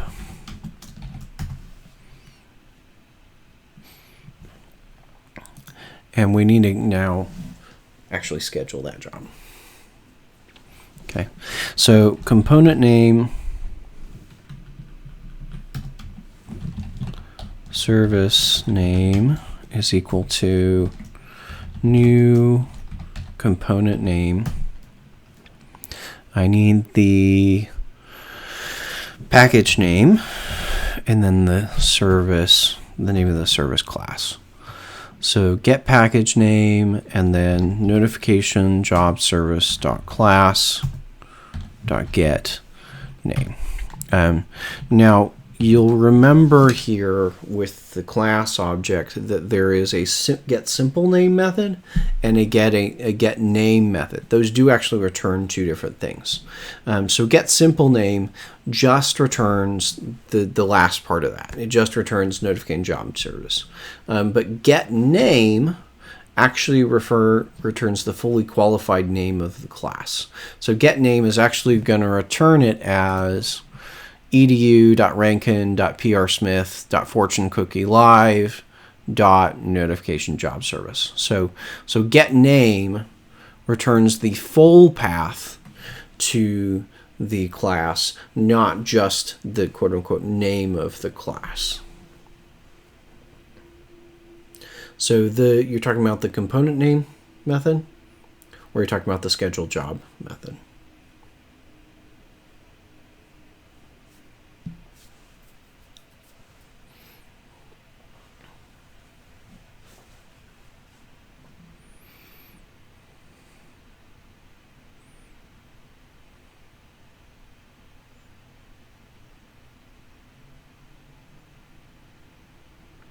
Schedule job. So what we're gonna call this from onCreate in a minute, and we're gonna have this set up our recurring job.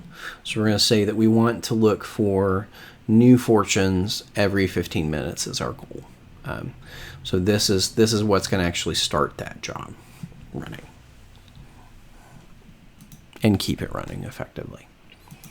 So we're going to create the component name object, and then I can start building the job info object. So job info dot builder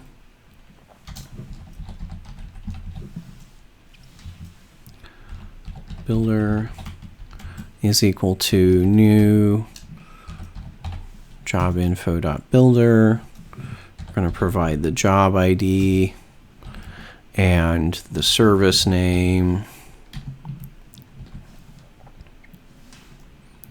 and then builder dot set.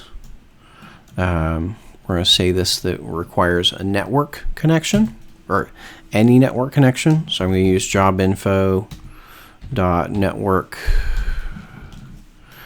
type any. So this job will only run as long as we have a network connection, because we're going to need to get out the service. So we don't want to run this as long as there's no network connection, if it's in airplane mode or such. And I'm going to say builder dot set minimum latency. Again, I'm going to kind of set this up in a kind of a simplified way to start with, before we run into the full implementation of this. So I'm going to set the minimum to 3 seconds. I'm going to set the maximum, which is the override deadline, to 5 seconds. So this job will run at least 3 seconds later, but at most 5 seconds later. And then I'm going to tell it to schedule that job. So mscheduler dot schedule, and we're going to schedule the object. So here, builder dot build.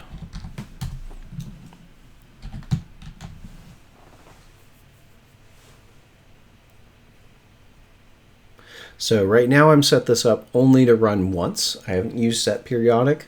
So it should run anywhere from 3 to 5 seconds after the app starts, which means we're going to see that notification at that point. Okay. I do need to call schedule job back up in on create. So we're going to create the notification job and then call schedule job.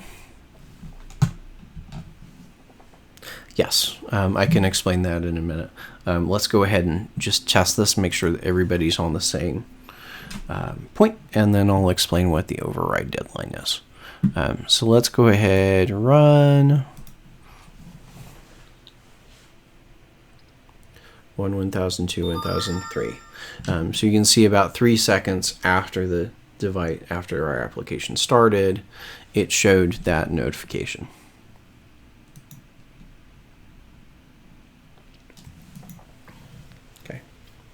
So when you're up to this point, please post something in the YouTube chat, and then I'll kind of go over what that override deadline is, and we'll do the next thing.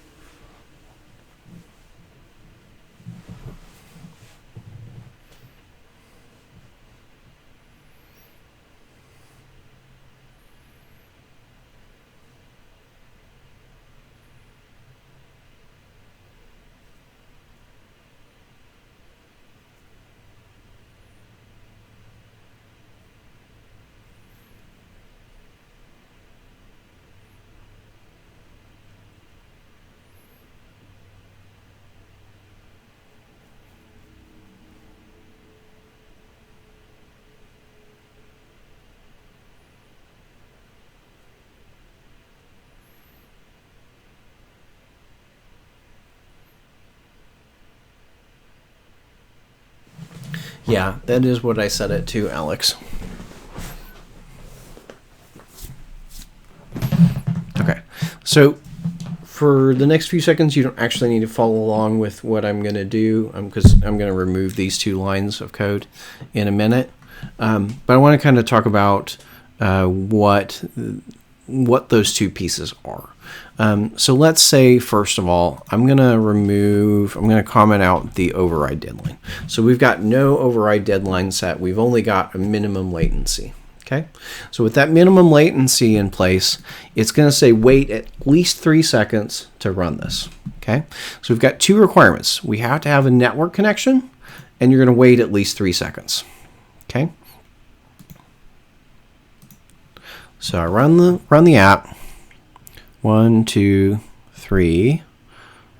There's the notification, right? Now, remember, one of our requirements is that we have a network connection, okay? So if I put us into airplane mode, we now don't have a network connection. I don't think that actually got into airplane mode.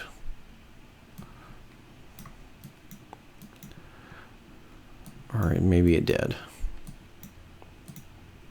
There we go. So right now we do not have a network connection, and I can click here and I can see unknown host exception. So there is no network connection right now. Okay. So if I try to restart this job, what I've told it to do is I've told it to wait till there's a network connection and to wait at least 3 seconds. Okay. Well, remember there's no network connection, so this could wait indefinitely. It's going to wait until there is a network connection. Okay, so if I notice that we have no notification yet, if I then turn on that, see immediately as soon as I turned on the network connection, I got the notification. Okay, so that's without a override deadline. Without an override deadline, it will simply wait until the conditions are met. Okay. If the conditions are never met, it never runs. So I may want to say, sometimes I may want to say, go ahead and run it even if the conditions are not met, just so I can see that something happened. Okay. So let's go back into airplane mode. I'm back in airplane mode. I'm going to dismiss that notification. So right now, if I were to run that job won't technically run ever, as long as we're in airplane mode. Okay.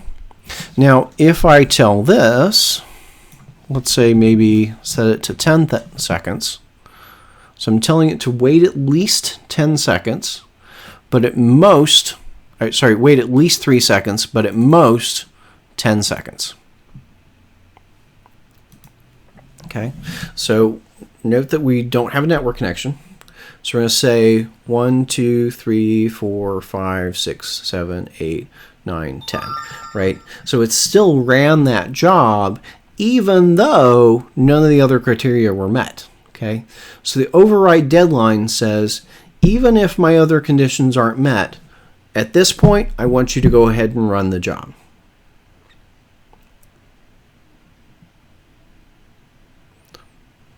Gives a kind of a cap for how long it'll wait.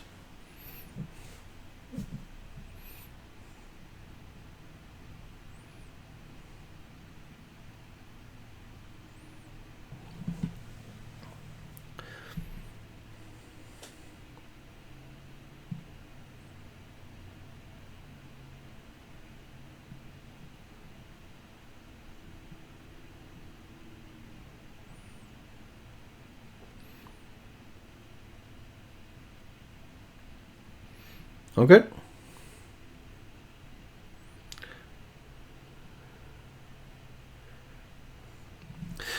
It really depends on what your job is doing, right? So if your job is like a one-time thing, the user says, "Hey, I want to click on this button and have it do something." Well, eventually you're going to want it to actually do something. So if you say don't specify an override deadline, and this is user is starting the job, like they click on a button and say, "Okay, go do it." Well, if it never happens or it doesn't error out, then how do the user know it was unsuccessful, right? So typically we will only use these minimum deadlines and the minimum latency and the override deadline. Use that when it's kind of user initiated. It's a one-time thing kind of thing. So you want the user to be able to see that it actually failed. Otherwise, it just never runs, and they don't know why it never ran.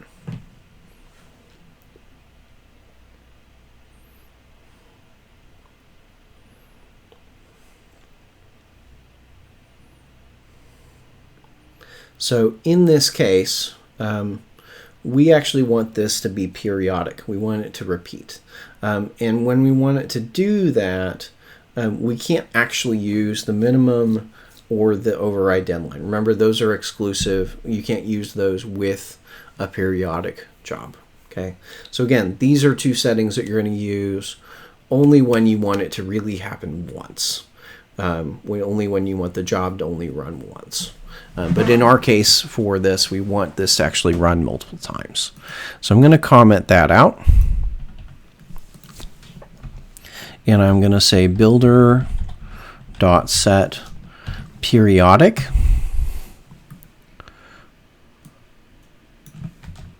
I'm going to have it repeat every 15 minutes.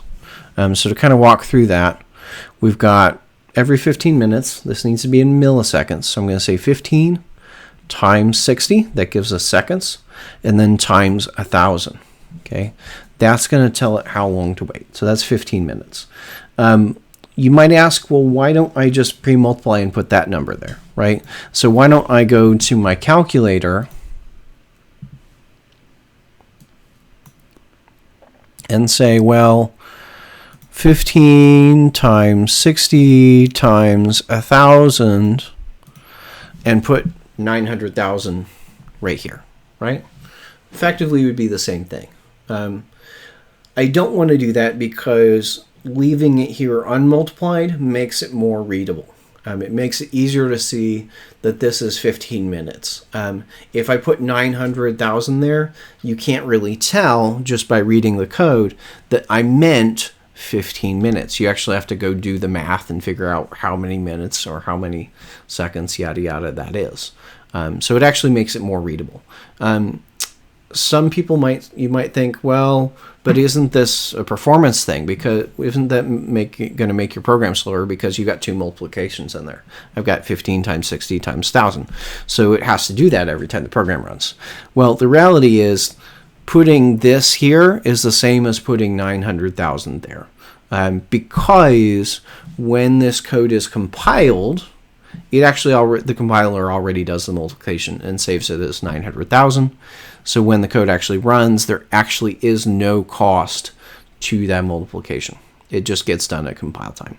So it's just the same thing as putting that constant there. So we just do that from a readability standpoint because there's no difference in terms of performance. So I also want to tell this job to be persisted. Because I want the job to continue running if you say shut the device down and turn it back on. So I want it to continue doing the work of checking for new fortunes, even if the device is rebooted. Now, remember, in order to say set persisted to true, remember we needed to have this permission in our manifest. We need to have the receive boot completed permission. Otherwise, the set persisted event, persisted condition doesn't work. Okay. So that's what we need to do to set up our job. Okay. And the reason I'm setting this as to 15 minutes is because that's the minimum that we're allowed currently with API 24 and going on. That's the minimum interval that you can use for periodic. Okay. Let's go run the code and let's see what happens.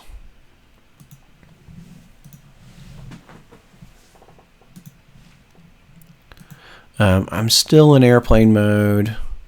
So you get out of airplane mode, and you can see as soon as I get a network connection, it runs. If I already have a network connection, you can see that it already is running it right away when the device starts. That's because, as I kind of mentioned yesterday, set periodic is just kind of a suggestion. It says that I'd like to run it every 15 minutes, but you really have the flexibility gives the operating system the flexibility of when does it really want to run it. And so it says, okay, the network connection's right there. Let's go ahead and just run it right now. That's the system's prerogative, but it's decided, oh, we already have a network connection. Let's go ahead and run it.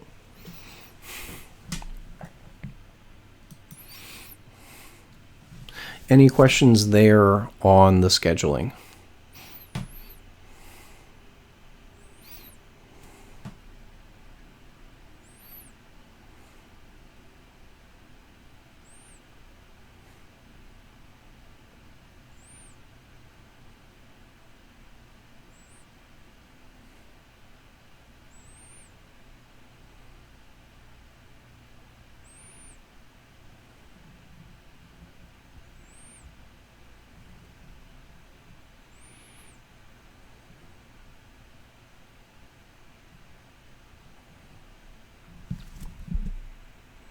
So those are the three conditions that we'll typically have on all of our jobs. We'll typically require them to need a network connection. We usually want them to be periodic, and we usually want them to be persistent, especially for things where we're trying to show notifications. Those are the three conditions that you want to put in there. Okay, so we've got that. Let's go and actually implement our job, because right now our job is just always showing a notification. Okay, always showing a notification at the beginning. So I want to implement that. So the reason I'm doing that scheduling here is because I want that to always happen when the device, when the app starts, when the application starts. I don't want that. I don't want to force the user have to open. Basically, I don't want to do the scheduling in main activity. Because they might not always start in main activity. Maybe I might change what activity is the first activity that they see. And I might also there are also ways for my app to get started that are not necessarily through an activity getting invoked. So for instance, let's say that we support some implicit intents like the action view. Well, that action view, if we get that intent, that could mean that our application gets started through that implicit intent instead of the user actually starting it from the launcher. And that, if we're saying action view, well, maybe it's not going to even start at main activity. So our app is not guaranteed to always start at main activity for a lot of reasons. But our app is guaranteed to always run the application objects on create when it starts, even though the main activity on create is not guaranteed.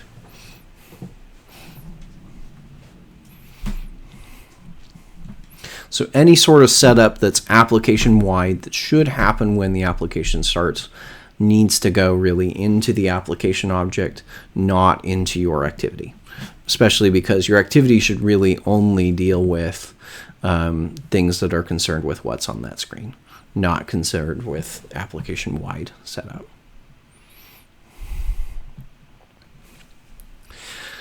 Okay, so let's go implement the job. Okay, now I'm going to use Volley to make the request, same way we did from the main activity. Remember, however, that I need to create a request queue to be able to actually send those requests. And if I use onStartJob, well, then I'll be creating a new request queue every time that a job starts. I don't want to do that. I want to say, let's create that request queue just once. Okay, so I'm going to actually use the onCreate method of a service because a service does actually have an onCreate method. So I'm going to go in here. We're going to create another request queue object. And then I'm going to say onCreate. We're going to create the request queue here. Request queue is equal to volley dot new request queue this.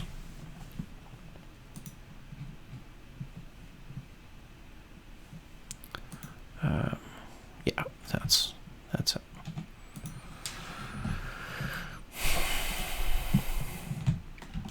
So I'm going to create that request queue in onCreate in a very similar manner that I've created it in the main activity.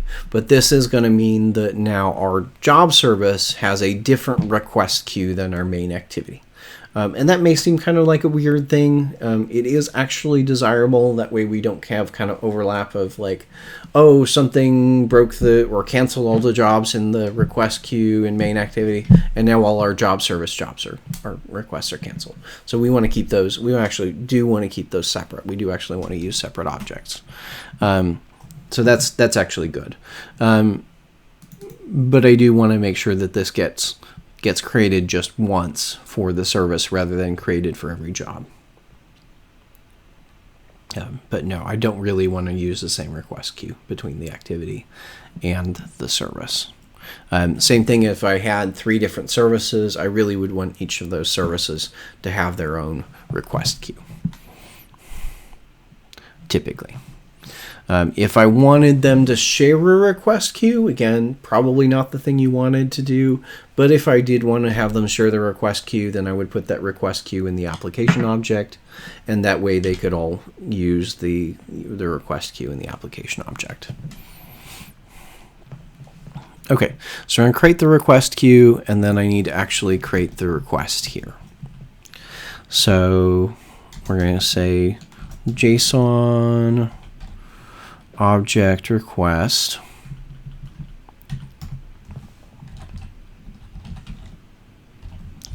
equals new JSON object request. Okay, so the first parameter to that is going to be the request dot method dot get. And then what's the second parameter that I need to give to that request? Well, remember, it's the API URL. Okay. Can I get to that API URL here? Not really, because where have I declared it? I've declared it over in main activity. Okay. Well, I could say main activity.api URL. That would work, but really, that is kind of that's kind of the wrong thing, because main activity doesn't own the API URL. It shouldn't own the API URL. Evan's asking about, could we just call refresh fortune? We can't, because remember, we're in a service, so we're in the service here. Services should actually be disconnected completely from activities. You should never have any connection between a service and an activity. Part of that is because the service will be running even if our app is not on the user screen.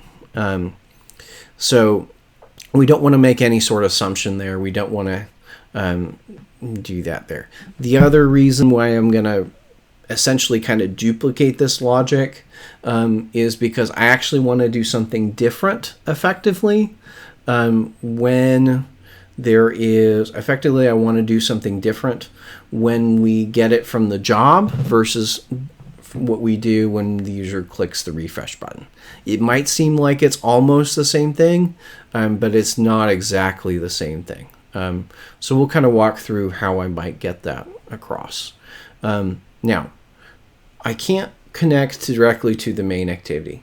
What I can do is send a broadcast. So we'll go through in a minute how to do that, because I can send a broadcast and then that broadcast be picked up in main activity, but I can't directly call refresh fortune, and I don't really want to, because again, that would assume that the app is running. Okay, so main activity is currently owning the app URI. I don't really want that to be there. So I'm going to take the app URI, I'm going to actually remove it from the main activity, and I'm going to move it into Fortune app, because that's really something that I would prefer for the application to own, not the activity or not the service. I don't want to have copies of it. Okay, so I'm going to move the API over here. That's going to break the code in main activity. So here I need to change this to fortune app.api URL. And I'm going to do the same thing in the job service. This is going to be fortune app.api URL.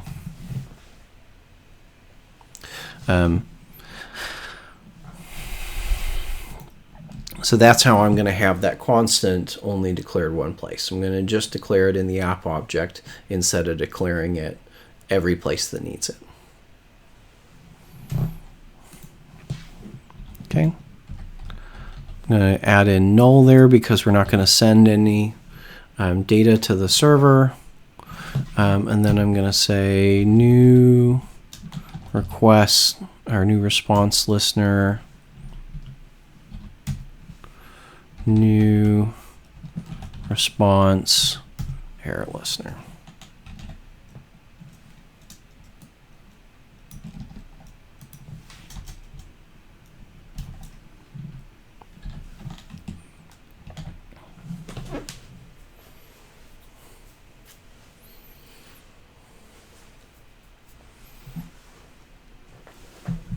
So again, I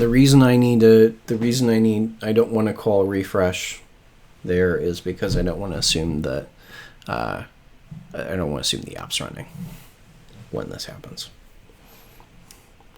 Okay, so if we do get a response back, then that's where I want to then show that notification. If we don't get a response back, if we get some sort of error, then I still want to tell the user about what went wrong, okay, in some way, shape, or form. So the easiest way to do that, to show there's an error, is going to be to use a toast. So that's what I'm going to use here. I could also just log the error. That's another option. But I do want to see if there's any problems right now. So I'm going to add a method called showToast, public void showToast.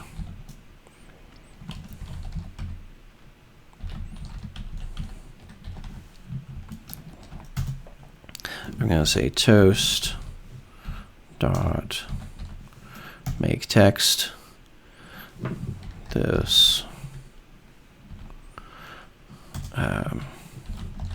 message toast dot length long dot show.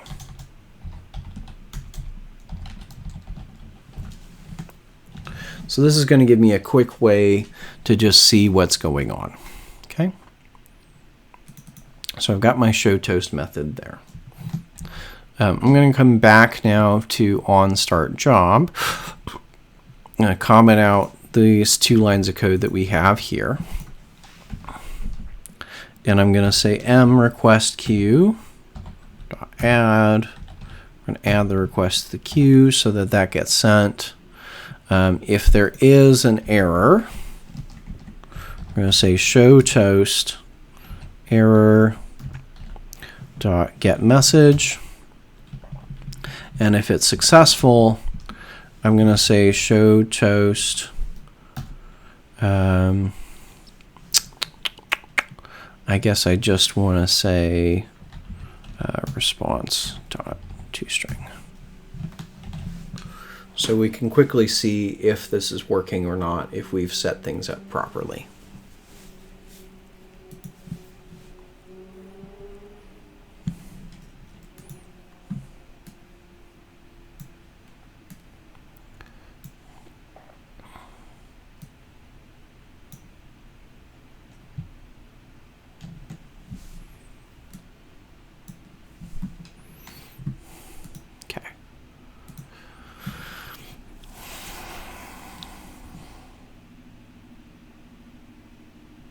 There we go. So if everything worked correctly, you should see a toast there with the JSON.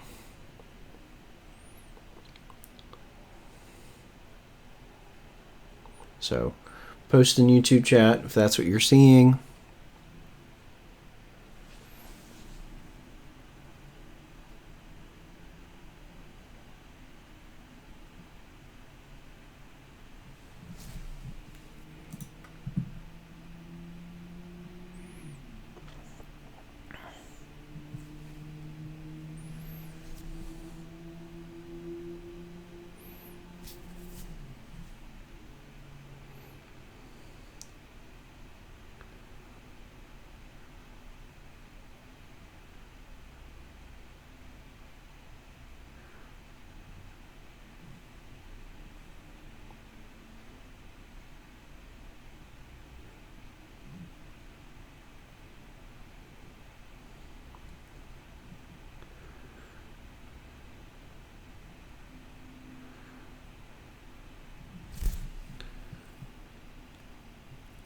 Okay, so a few things we need to do because this is actually running on the background.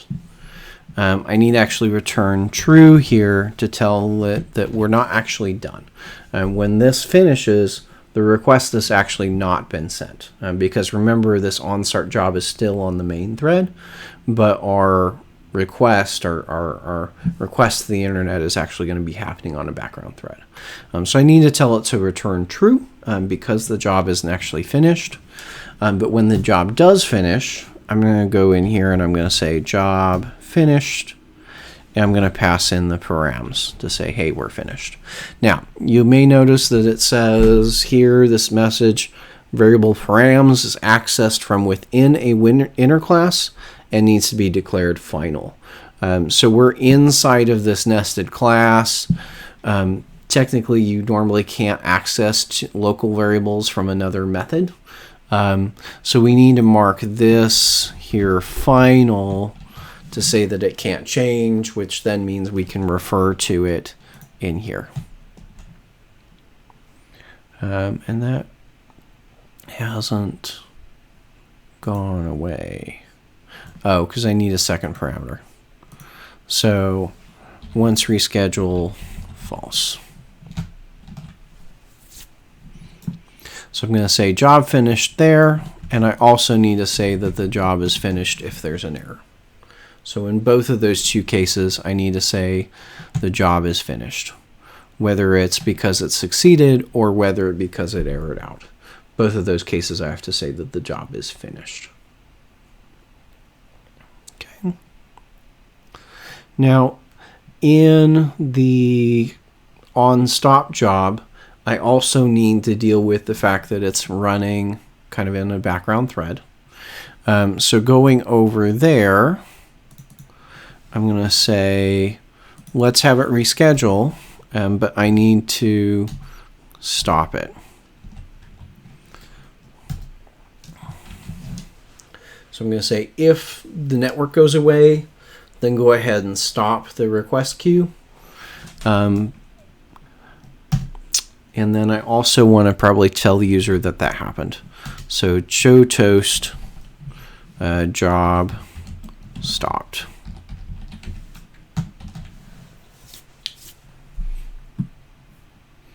So if anything changes in the middle of it running, in the middle of the request being run, then I'm going to stop it and show a toast to tell the user, hey, something happened.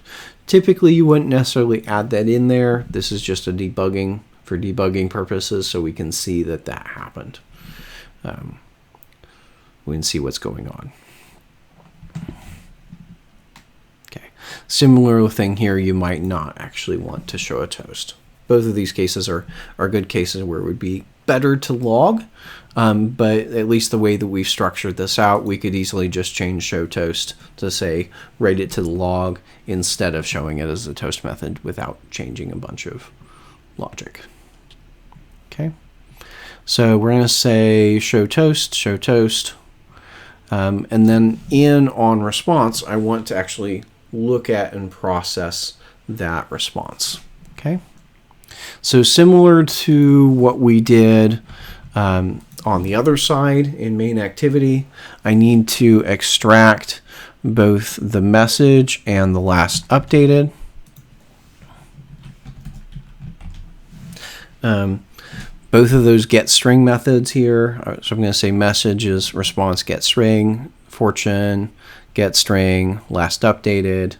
Both of those can throw JSON exceptions, so I do need to catch those. So I'm going to say try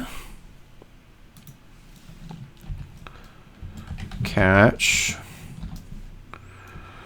exception.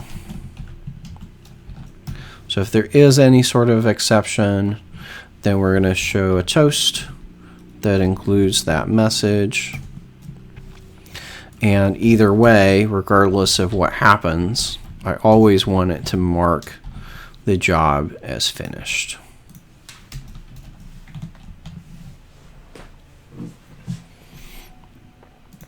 Okay.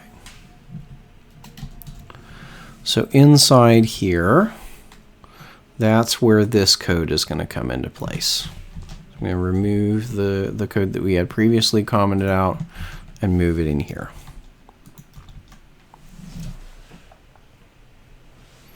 And this is now going to be the message and the last updated.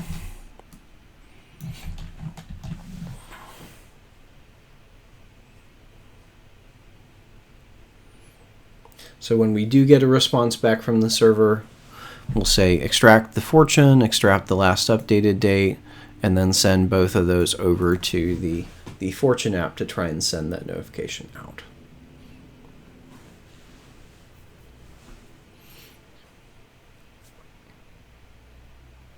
We actually don't. We actually don't need to do anything with date formatting in this case, because remember how we're checking if the date changed, and we're just seeing is the string different. So if the string changes, the time's changed. So in this case, we don't actually need to do any parsing whatsoever of that timestamp. If I was going to say, has it been an hour or so? Has it been a certain amount of time since that last updated? Then I might want to go back into Fortune app, and I would change this logic. That logic, because I'm just saying strictly the timestamp is the same or it's different. That's the only thing I'm checking. I don't need to do any parsing. If I did care about the amount of time that has elapsed, then there my check would include some parsing of the timestamps and comparing them there.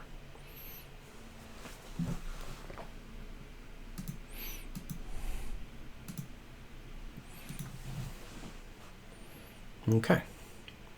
So let me run this and test it to see if there's anything we're still missing. So immediately when the app runs, you saw the notification pop up, and it does actually include that notification. It does actually include the text of the fortune.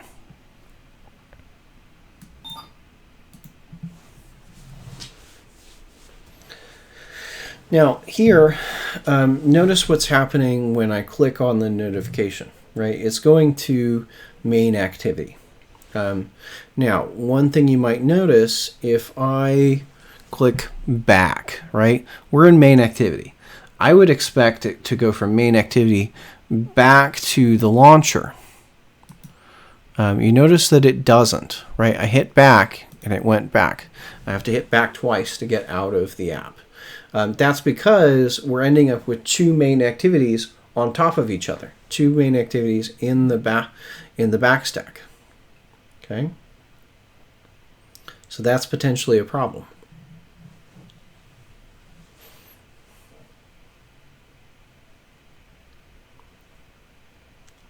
Is everybody getting that? Is the notification working? If there's anybody where that notification isn't working at this time, please let me know. Just because, again, I want to make sure that we're all up to pace on this.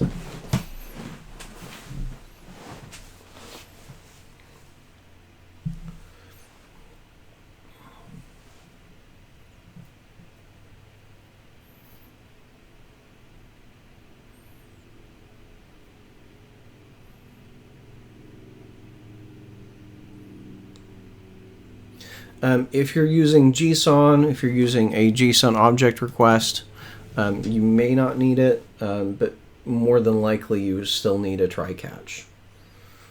More than likely you still need some form of try-catch in your on response. Not necessarily, but more than likely. Okay.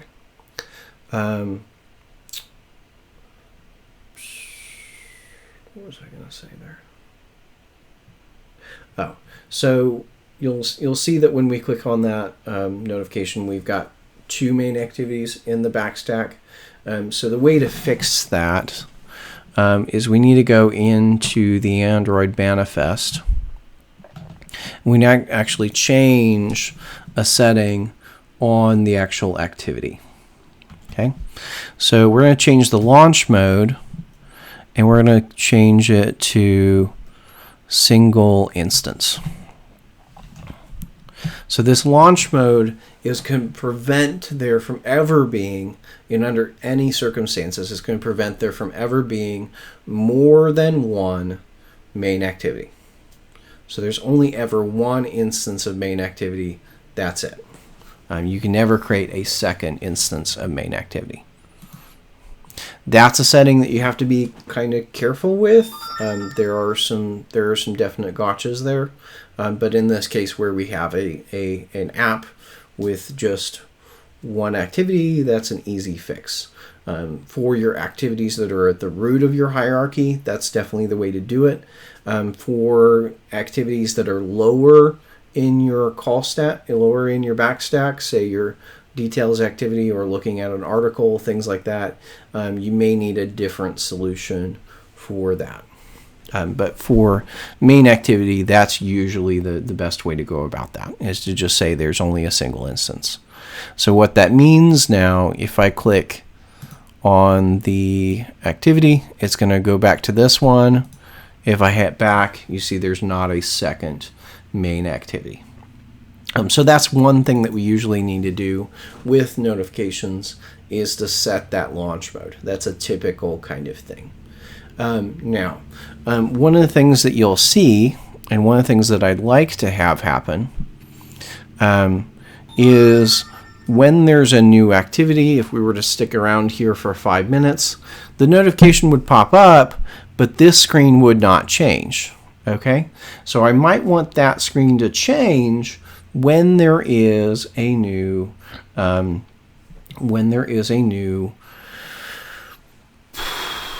message, new fortune. I might want it to automatically update. Okay, so in order to do that, I'm going to go back to the Fortune app, and let's say add a new constant in here. So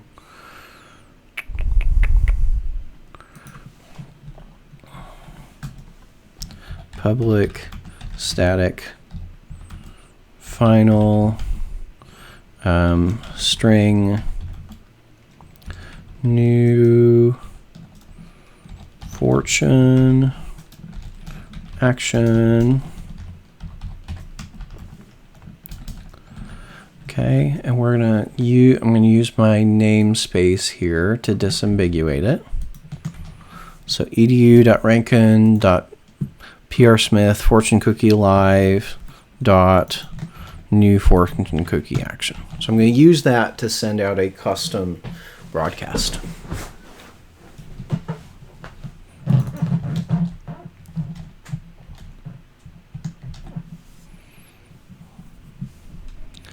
So in the notification job service,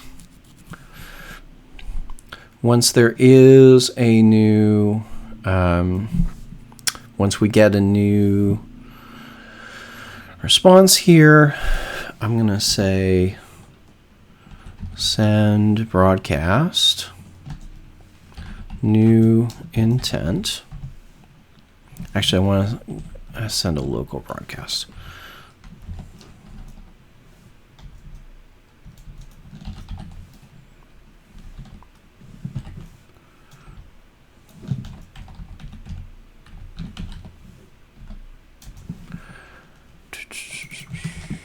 Missing. I'm forgetting something about local broadcast. Local broadcast manager.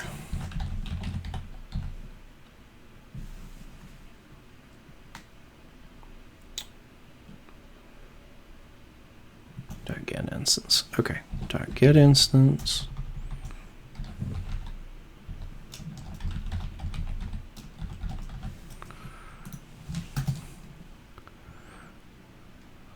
I'm missing something. Local broadcast manager. What am I misspelling?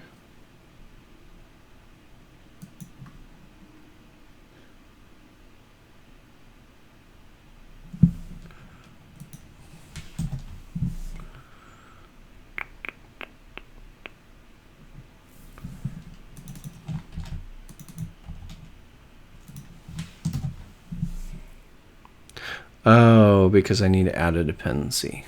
Okay.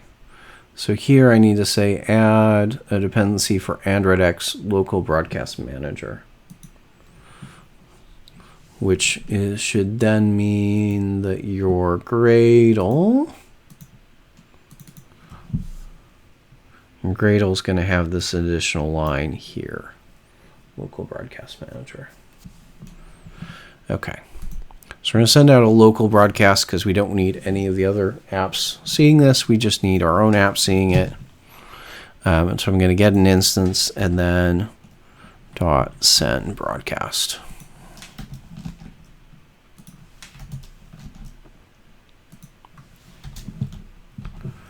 We have to pass it.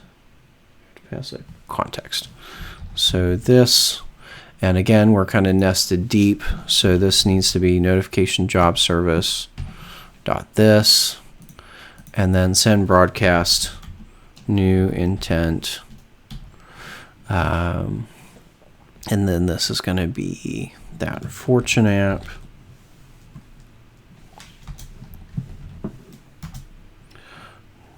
Dot new Fortune action. So I'm going to send out a local broadcast to my own app to say, hey, there's a new Fortune, and I may want to actually add some extras to that. So let me define those constants as well. Extra message is equal to message and extra last updated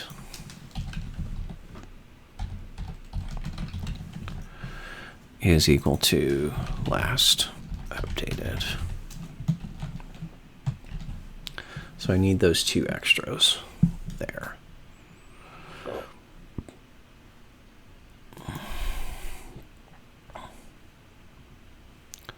So back here,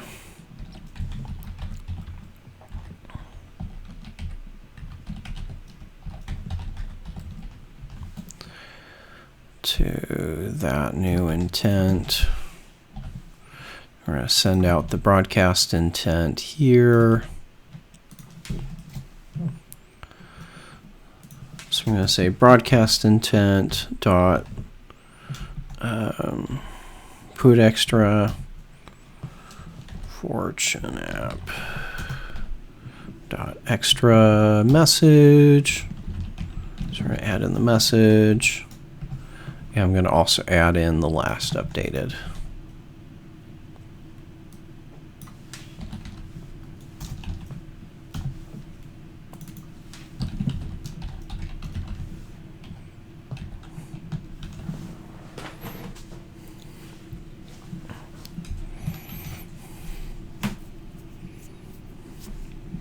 So that local broadcast will then allow my app to know, hey, there's new data, and update itself if it's currently running or if it's currently visible to the user.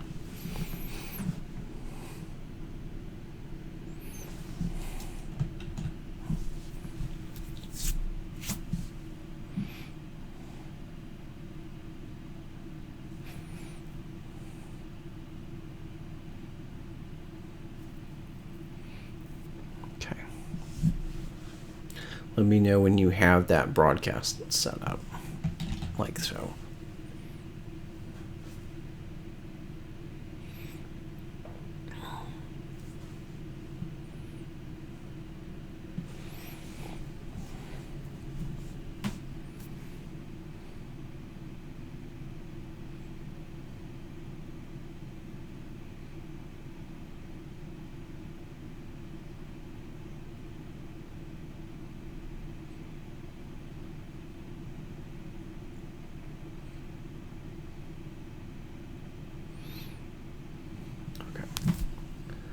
So we're going to go back to, now that we've got the job service is sending out that broadcast, I can now go back to main activity and actually listen for that broadcast.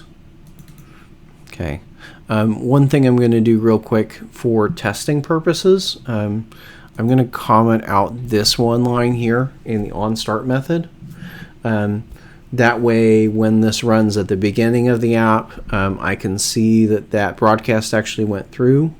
This is not something I would actually uncomment this in a minute because it's still a good thing to have there. But that way you can kind of see this working, and because otherwise it'll be trying to get the thing twice at the beginning of the app. So if I say let's comment that out right now and run it, we'll see that when the app starts, we do get the notification, but we don't get the text. We don't get the text actually showing up here until the user clicks. So what I'm going to set it up to do is it's going to, when that notification goes out, it's going to also, that broadcast, we're also going to receive it and show the text that was in there. Okay, so I need, first of all, in order to receive it, I'm going to need some sort of broadcast receiver. Okay, so I'm going to clear that up here. So private broadcast receiver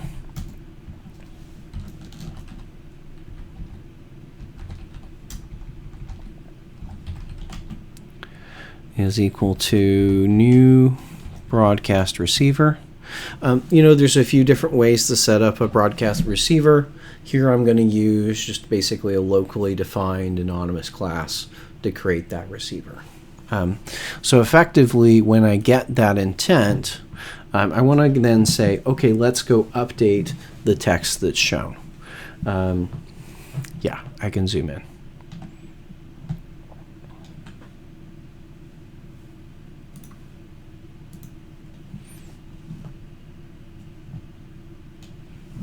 So when we get that intent, remember that we added as extras, we added that data that included the message as well as the last updated. So I'm going to say if, I need to check the action first. So if intent, if string action is equal to intent dot get action. Okay, so if fortune app dot action, new fortune action, if that is equal to the action we got, then we know that we have new data and we need to look at those extras. Okay. One of the things to remember anytime you're writing any sort of broadcast receiver is you remember you have to say those extras may or may not be there if it's a different action. Okay, so if there's a different action, then we're not going to find the message extra or the last updated extra. So I want to make sure I'm only doing that when it's that specific action. So this broadcast receiver is going to receive it from the job service and display it on main activity. Okay, so when we get that, I'm going to say string message is equal to intent dot get extra, get string extra, fortune app dot message string last updated is equal to intent dot get string extra, fortune app dot extra last updated.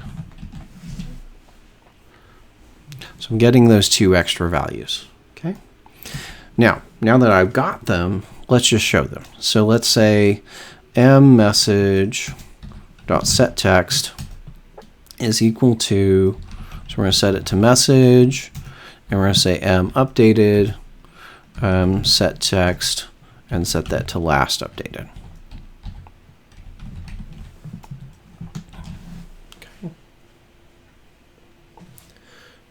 You may notice that that means that the updated right now at least is going to show up as that current timestamp.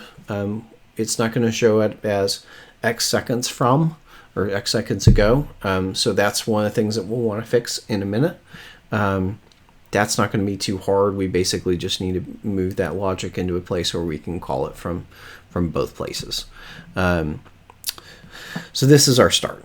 Okay, so we have the receiver. This is going to receive that local broadcast that the job service is sending out. And I'm going to add that into here.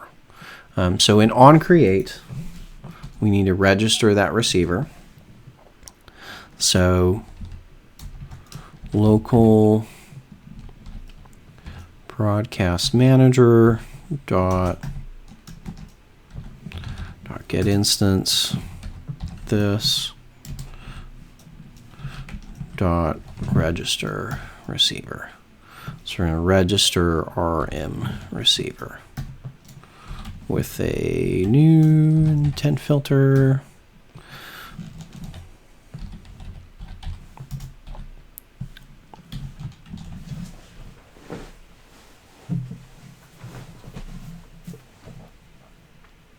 So when that broadcast comes out, again, from the job service, it'll now show those two things.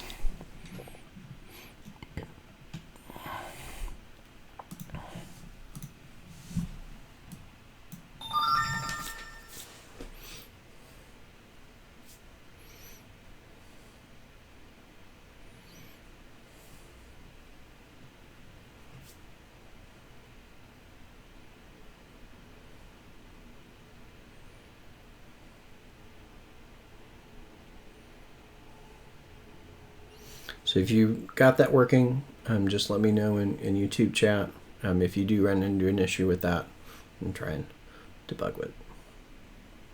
But that's what you should now see. When the app starts, it should show up like this down here.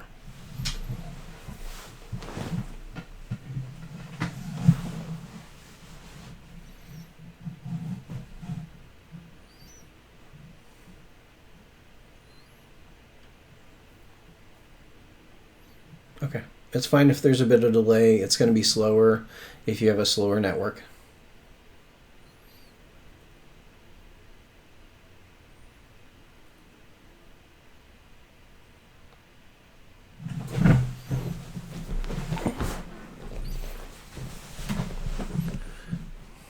Yeah, so it's saying I'm only interested in local broadcasts with that particular action.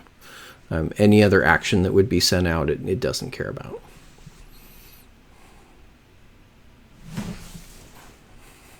That way you're not subscribing to all local broadcasts, just that specific one.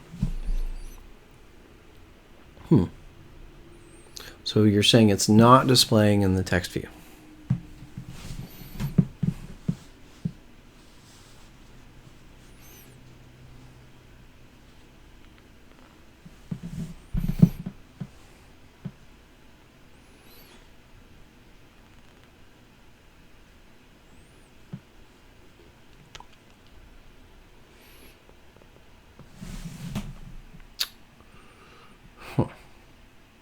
So you're saying when it initially shows up, it's blank.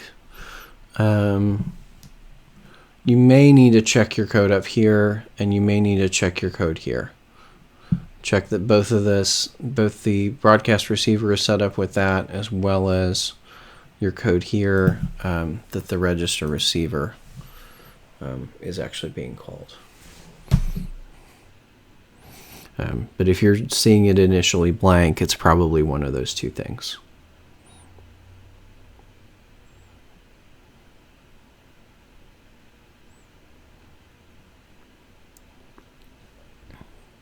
So rather than calling, refresh, the refresh method that we've got over here, this is the way we typically transfer data like that, where you're usually going to use a local broadcast to let the activity know about it as well.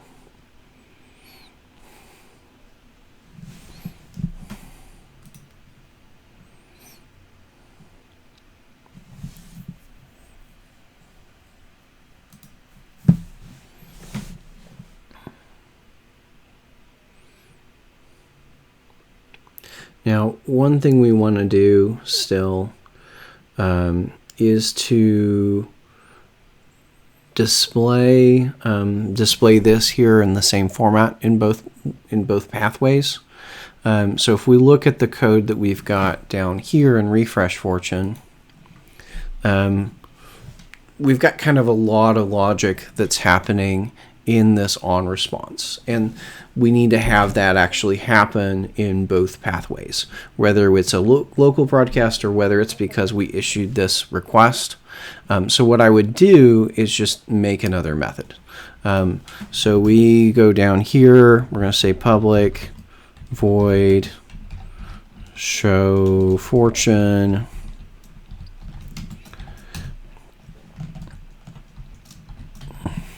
and this is going to take a string message and string last updated.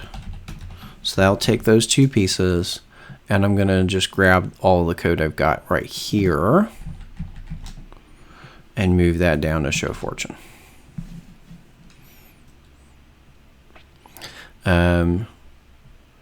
Now what I do see here is this could potentially throw a parse exception.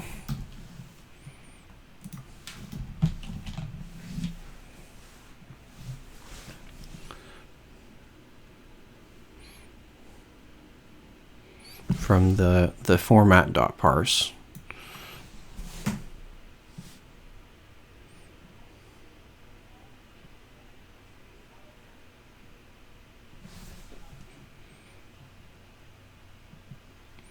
So this method now contains that logic that I need to call from both places. So I'm going to call show fortune up here.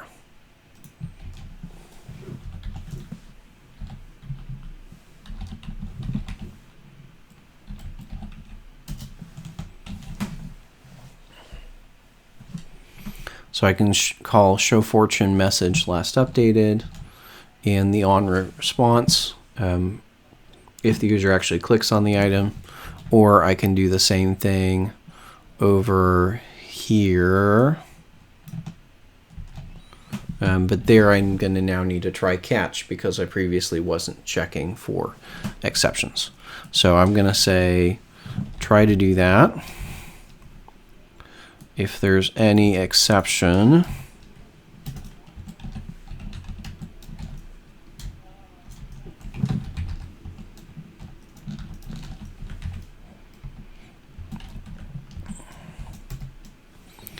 we're going to say set the message.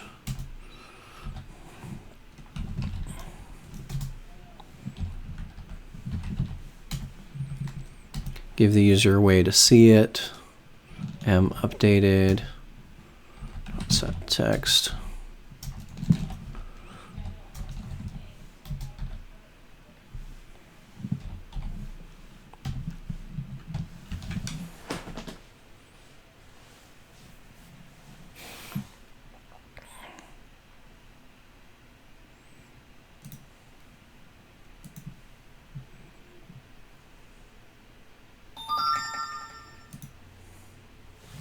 There we go.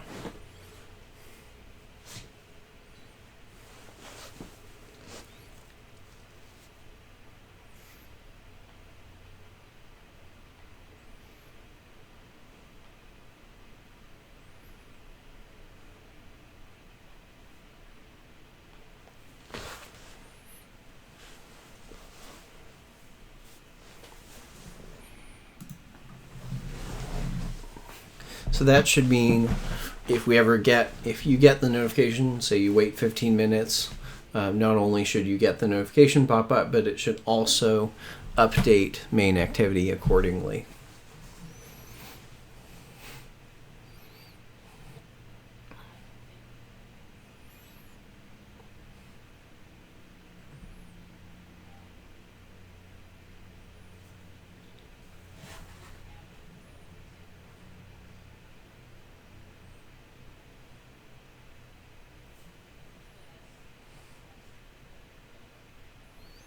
Any questions whatsoever about all of this?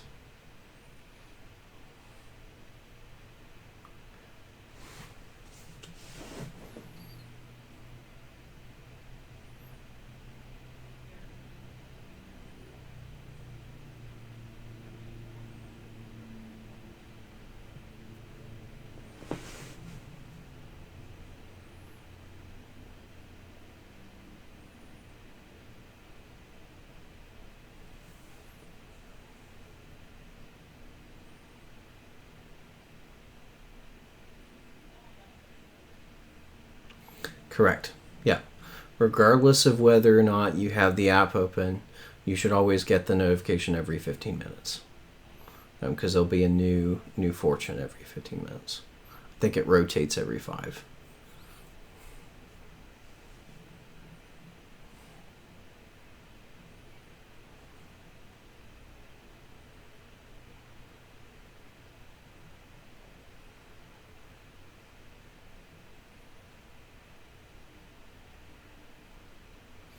Attempt to invoke virtual method string.length. Where are you trying to invoke string.length? Does it tell you a line number, Brandon?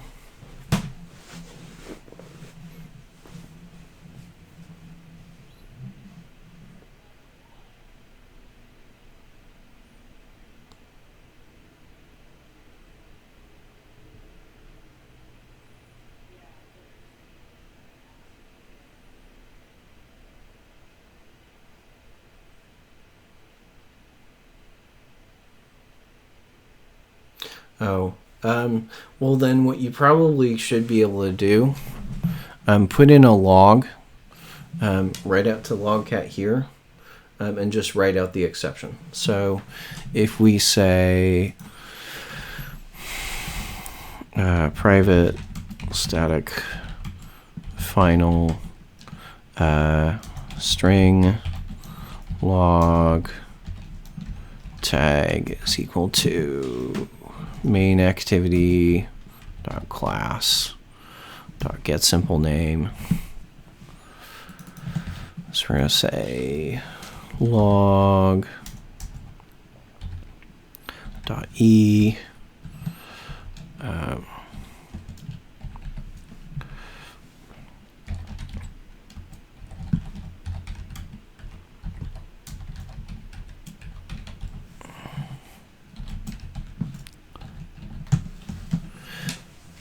so if you add that in here, you should be able to see then in logcat what's actually happening. That might lead you down the right road.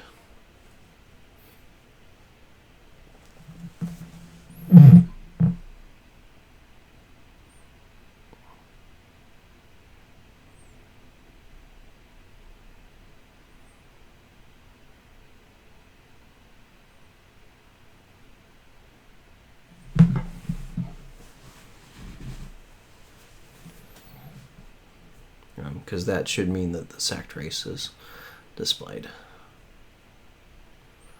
Any other questions?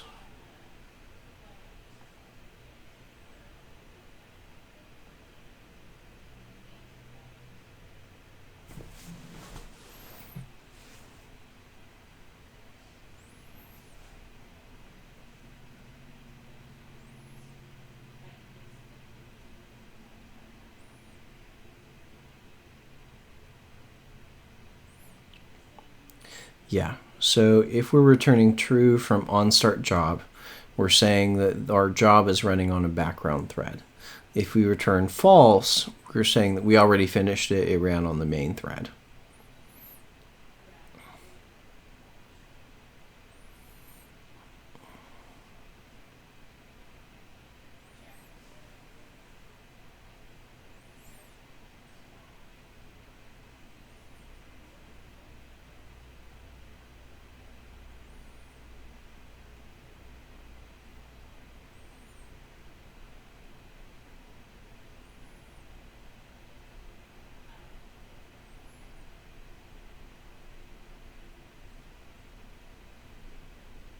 So I know the session's been kind of long, but I hope that you've gotten a lot out of it, because we've kind of touched on all the stuff that we've just been talking about in lesson 7 and 8, and get you an introduction to Volley as well as the application object.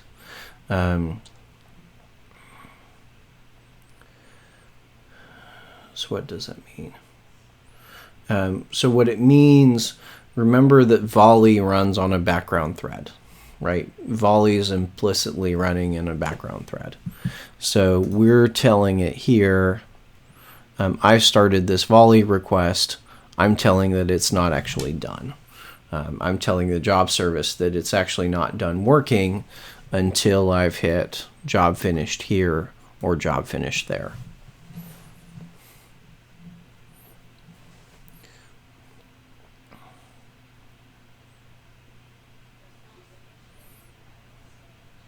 Because otherwise it would assume that the job is already done and potentially just garbage collect, shut down our app.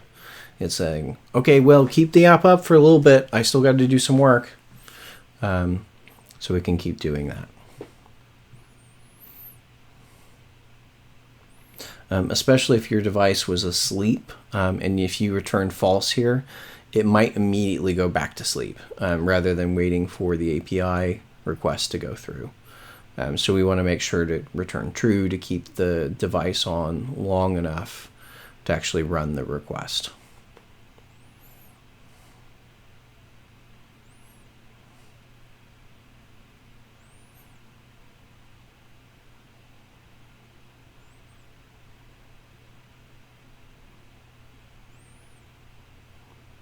So I hope you've gotten a lot out of this. Is there a way to see all of the jobs that are running on the Android device? There might be. I'm not aware of one. There may be one. That would be something you'd have to kind of do some trolling. None of the chapter doesn't say anything about how to find that. But there's got to be some way to look it up. I just don't know what that is.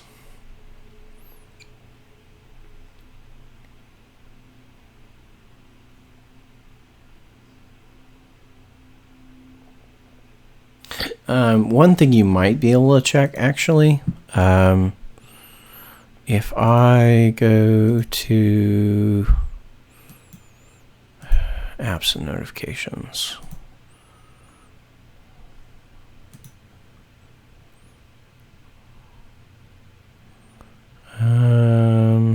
no. Some versions of Android showed you how many services that were running, but I don't see that on this version of Android.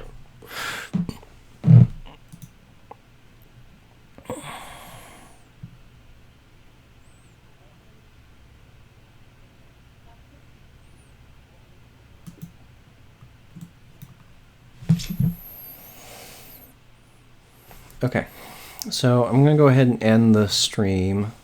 I will go ahead and post up all the code I've got here to give you a copy of it on Ensign Rankin.